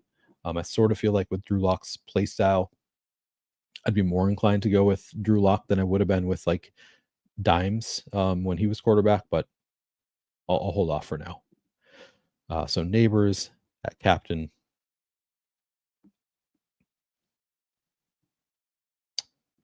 Now I could go with Brandon Aubrey. Going to get some ownership, but I think it's makes some sense to go to Brandon Aubrey here. I've already done so many Tolbert lineups. I think both of them had him, so I'll leave it off for this one. I'll just throw in Drew Lock. Maybe CeeDee Lamb also. Now we have 46.50 left per player. So got to go somebody cheap. If I'm not going to Tyrone Tracy, maybe I try a Devin Singletary lineup. Then 5,500 left. Now I could go to Giants defense. All we've got is CeeDee Lamb and Brandon Aubrey. I think that makes sense. Giants defense leaves 700 on the table. You've got Nabers in there paired with Drew Lock. CeeDee Lamb one off. Brandon Aubrey, Devin Singletary, and Giants defense. Some nice correlation there. Yeah, I think this makes some sense. 700 left on the table for a large field GPP. All right. And then the final showdown slate is the which one have we not done yet? I'll find it. I'll move it over here. Miami, Green Bay. All right, let's take a look at ownership here. Pretty spread out. Jordan Love getting the most ownership, 13.5% projected ownership. I would, and I think both of the quarterbacks in the last game, I would want to play them as non-rushing quarterbacks. Like I want them to be always stacked. If you're playing Cooper Rush or Drew Lock, I want to always have them stacked. And if I'm at captain, I want to have them double stacked. That is also true of Jordan Love. I always want him stacked. If I have him at captain, I want to have at least 2 pass catchers from the Packers. I think especially with Romeo Doubs out, I know sometimes people, like we've seen it work where Jordan Love, like on a main slate, was the optimal captain with no stacking partners because he spread it around so much. But it'll probably be a little bit more condensed with Romeo Doubs out. I still like the idea of always stacking him anyway. But yeah, 13.5% seems okay to me. My guess is I come in underweight to that at captain. Jacobs at 13.5%. I like that. I'd be more inclined to have more Jacobs, I think, at the expense of Jordan Love. Achane at 12.5% looks really good. Reed seems fine at 11%. Tyreek at 8%. I don't know. I keep being tricked into playing Tyreek Hill, but 8% seems low. Waddle, I mean, we just saw what he put up 31 points last week, so 4% ownership. I kind of like that for Waddle at captain. Yeah, but I think Achane and Jacobs, I think to me are the two that I would like the best just at these numbers for captain. With Waddle and Hill look pretty good too. At flex, Jordan Love getting the most ownership, 45%. Tua, 44%. So I guess people are not that worried about the weather narrative with Tua. I think I'd probably come in a little bit light on both of the quarterbacks here. I think it could be, I mean, the total is pretty high, so it's not really expected to be a low scoring game. But in, tough weather, I think it's maybe a little bit more likely to be low scoring. Dolphins defense pretty good against the pass. I think I'd be just a little bit inclined to get away from this ownership just a little bit, lean more into some of the pass catchers, get a little heavier there, hope for the PPR points. HM 41.5% seems fine. Jacobs 38%. I kind of like that. Reed 36%. He's only 7,800. I think that looks pretty good for Jaden Reed. Tyreek Hill only 36% ownership going to Tyreek Hill at 9,800. And I can't really argue with it. I think that feels about right. Jonnu 29, 30% ownership at 6,400. I mean, he's been so good. That ownership feels a little bit light to me at 6,400. Jalen Waddle only 23% ownership at 7,400. Yeah, I like that. I think that looks like a good number for Jalen Waddle. I like this number, 22.5% going to Tucker Kraft. I think he's probably a pretty good tight end, and he's only getting 22.5% ownership at 5,600 with a pretty strong role. So I like Tucker Kraft. Wicks, I'd be pretty surprised to see Wicks at this low of ownership, just given how many people love Dontavian Wicks, and now we got Romeo Doubs out. Like, I think people are chomping at the bit to get to some Dontavian Wicks. So I think he comes in higher than this number. I would love him at sub 20% at 4,400 as the number 3 receiver on the Packers. Like, I'd be all over that for Wicks. Again, I think the ownership comes in a bit higher than that. But I'll probably still, get to 25-30% Wicks at least. Bo Melton, again, we don't know exactly what to make of last week and how much we can expect from Bo Melton, Malik Keith, but 19% ownership at 1,200. We can look at the route share report for the Packers. So last week with Romeo Doubs hurt mid-game, we saw just a little bit of a boost to Wicks, Bo Melton, and I think Scott said Melton and Heath each ran like 3 routes after the Romeo Doubs injury. So Bo Melton actually had run some of those routes prior to the injury to Romeo Doubs. But I think we probably see him come up around higher than 28% route participation, I would guess, with Romeo Doubs out for the full game. Who knows? Maybe Wicks does just eat it, but he didn't really take over last week. Yeah, I think 19% at 1,200 is okay for Bo Melton. Packers defense, again, if you want to play the narrative of Tua not going to be good in the cold, then the Packers defense looks really underowned at 14% at 4,000. Regardless, I think at 14%, like they are underowned relative to their upside. So I like the Packers defense here. Dolphins defense also pretty damn good, 13% projected ownership. They're only 3,600. I think they look good. McManus only 14%. So I think kickers and defenses do all look pretty strong here. Mostert, he's too expensive for his standalone role. 8% ownership, that's probably about right. He does have awesome contingent upside, but still we'll have to, deal with Jalen Wright if something happened to Achane. Could just like score a touchdown or two. At 4,800, 8% ownership, I'm not taking any major stand there. I think I'm probably just right with the field there on Mostert. Oh, so this is what Malik Heath is 2,800. So Bo Melton a little bit more likely to take on a bigger role, and he's cheaper. So Malik Heath's going to go completely unowned. If you want to bet on the touchdown there, I think he's a fine dart throw, but nothing really more than that. Malik Washington getting 8% ownership. Let's take a look at the rep share report for the Dolphins. 29% in week 11, 24% in week 12. So he's out there a bit. We did see, remember the Showdown Slate? I think it was Showdown Slate, right? Where he got down to the one and just dropped it before he got to the end zone. Apparently they're not punishing him that much for that. Wait, I don't want to go to Washington. What am I doing? In terms of target share, Jonnu Smith, 27.5% last week. Jalen Waddle, 22.5% last week. Tyreek Hill just down to 15%. There might be something actually wrong with his wrist. Malik Washington, 5% target share last week, 8% the week before. I mean, he's again, I think, just kind of a dart throw.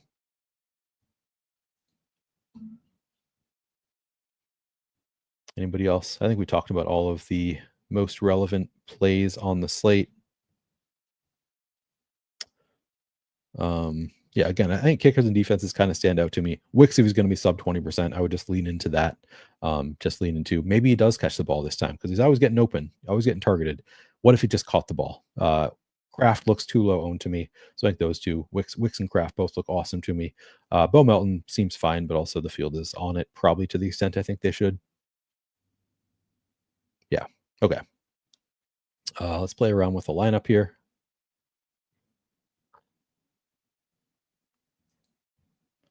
Showdown captain mode.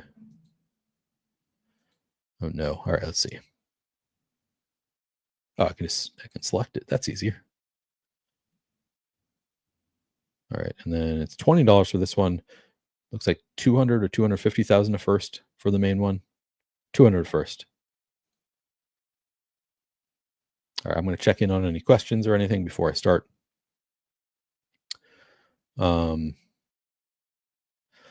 Schoonmaker or Giants defense? I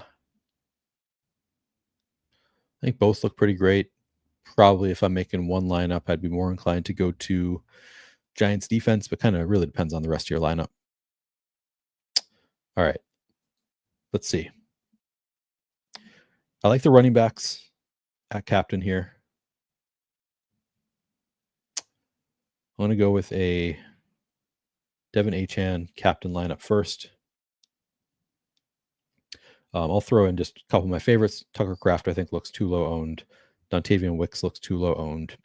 Since I'm going with double Green Bay receivers, I don't necessarily need to go to Jordan Love, but maybe I will for my spend up option.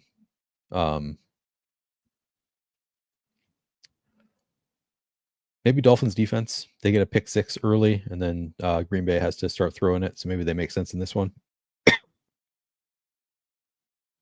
Now I throw in Jordan Love. 10,600 left over for my final spot. To throw in Josh Jacobs here, we're leaving 600 on the table. I think that looks pretty good. You got Achane correlated with the Miami defense. He's running it out in the second half. Green Bay trying to catch up. They're throwing a lot. Maybe they are able to throw a couple touchdowns in the second half. And it's Jordan Love throwing to Wicks and Kraft. You've got Josh Jacobs in there just because he's a good play. Maybe doesn't correlate as well with the passing attack, but he's a little bit involved in the passing game. Also, let me see. Jacobs, 28 targets on the year in 11 games, so not that involved. Less than 3 targets per game, 45.8% route participation. But he could also score a first half touchdown, get there, get a lot of production in the first half while the Dolphins are still taking a lead there. They get a pick 6, whatever. So I think this could make sense from a, you can tell the story of this lineup working out. It's going to, project pretty well with Love and Jacobs and Achane in the captain spot. You've got, Kraft and Wicks, some of the better point per dollar plays, but also not getting crazy high ownership. And then Dolphins defense. I don't think this would be duped a ton. I think this could make sense for a large field GPP. Check in on comments, questions. Anthony says he loves Waddle at captain. Let's try it. Let's do a Waddle captain. So if you have Waddle at captain, then you're gonna have 77.80 left per player. I could just throw Tua in there.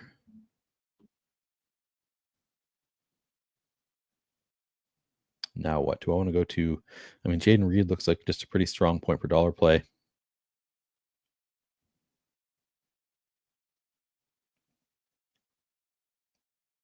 Maybe a kicker here. We'll go with McManus. 84.50 left per player. Now I could throw in Jonnu. It's my final Dolphins pass catcher, and then which you don't need another one, but I think it's fine. I've got Jaden Reed, throw in Jordan Love. Now we've got 900 left over. Waddle with Tua and Jonnu Smith for the stack. Jordan Love, just Jaden Reed, and then Brandon McManus. Leaves 900 on the table. Probably not going to be duped a ton. No reason that this lineup couldn't win. You've got high projected players in Waddle, Tua, Reed, and Jordan Love. So 4, pretty high projected players here. And then some value in McManus and Smith. We don't have anybody super contrarian here, but I think Waddle at captain will be pretty contrarian. So I guess that's the contrarian-ish part of this lineup. I think that could work for a large field GPP. Anthony says he has that, but Kraft over BMAC.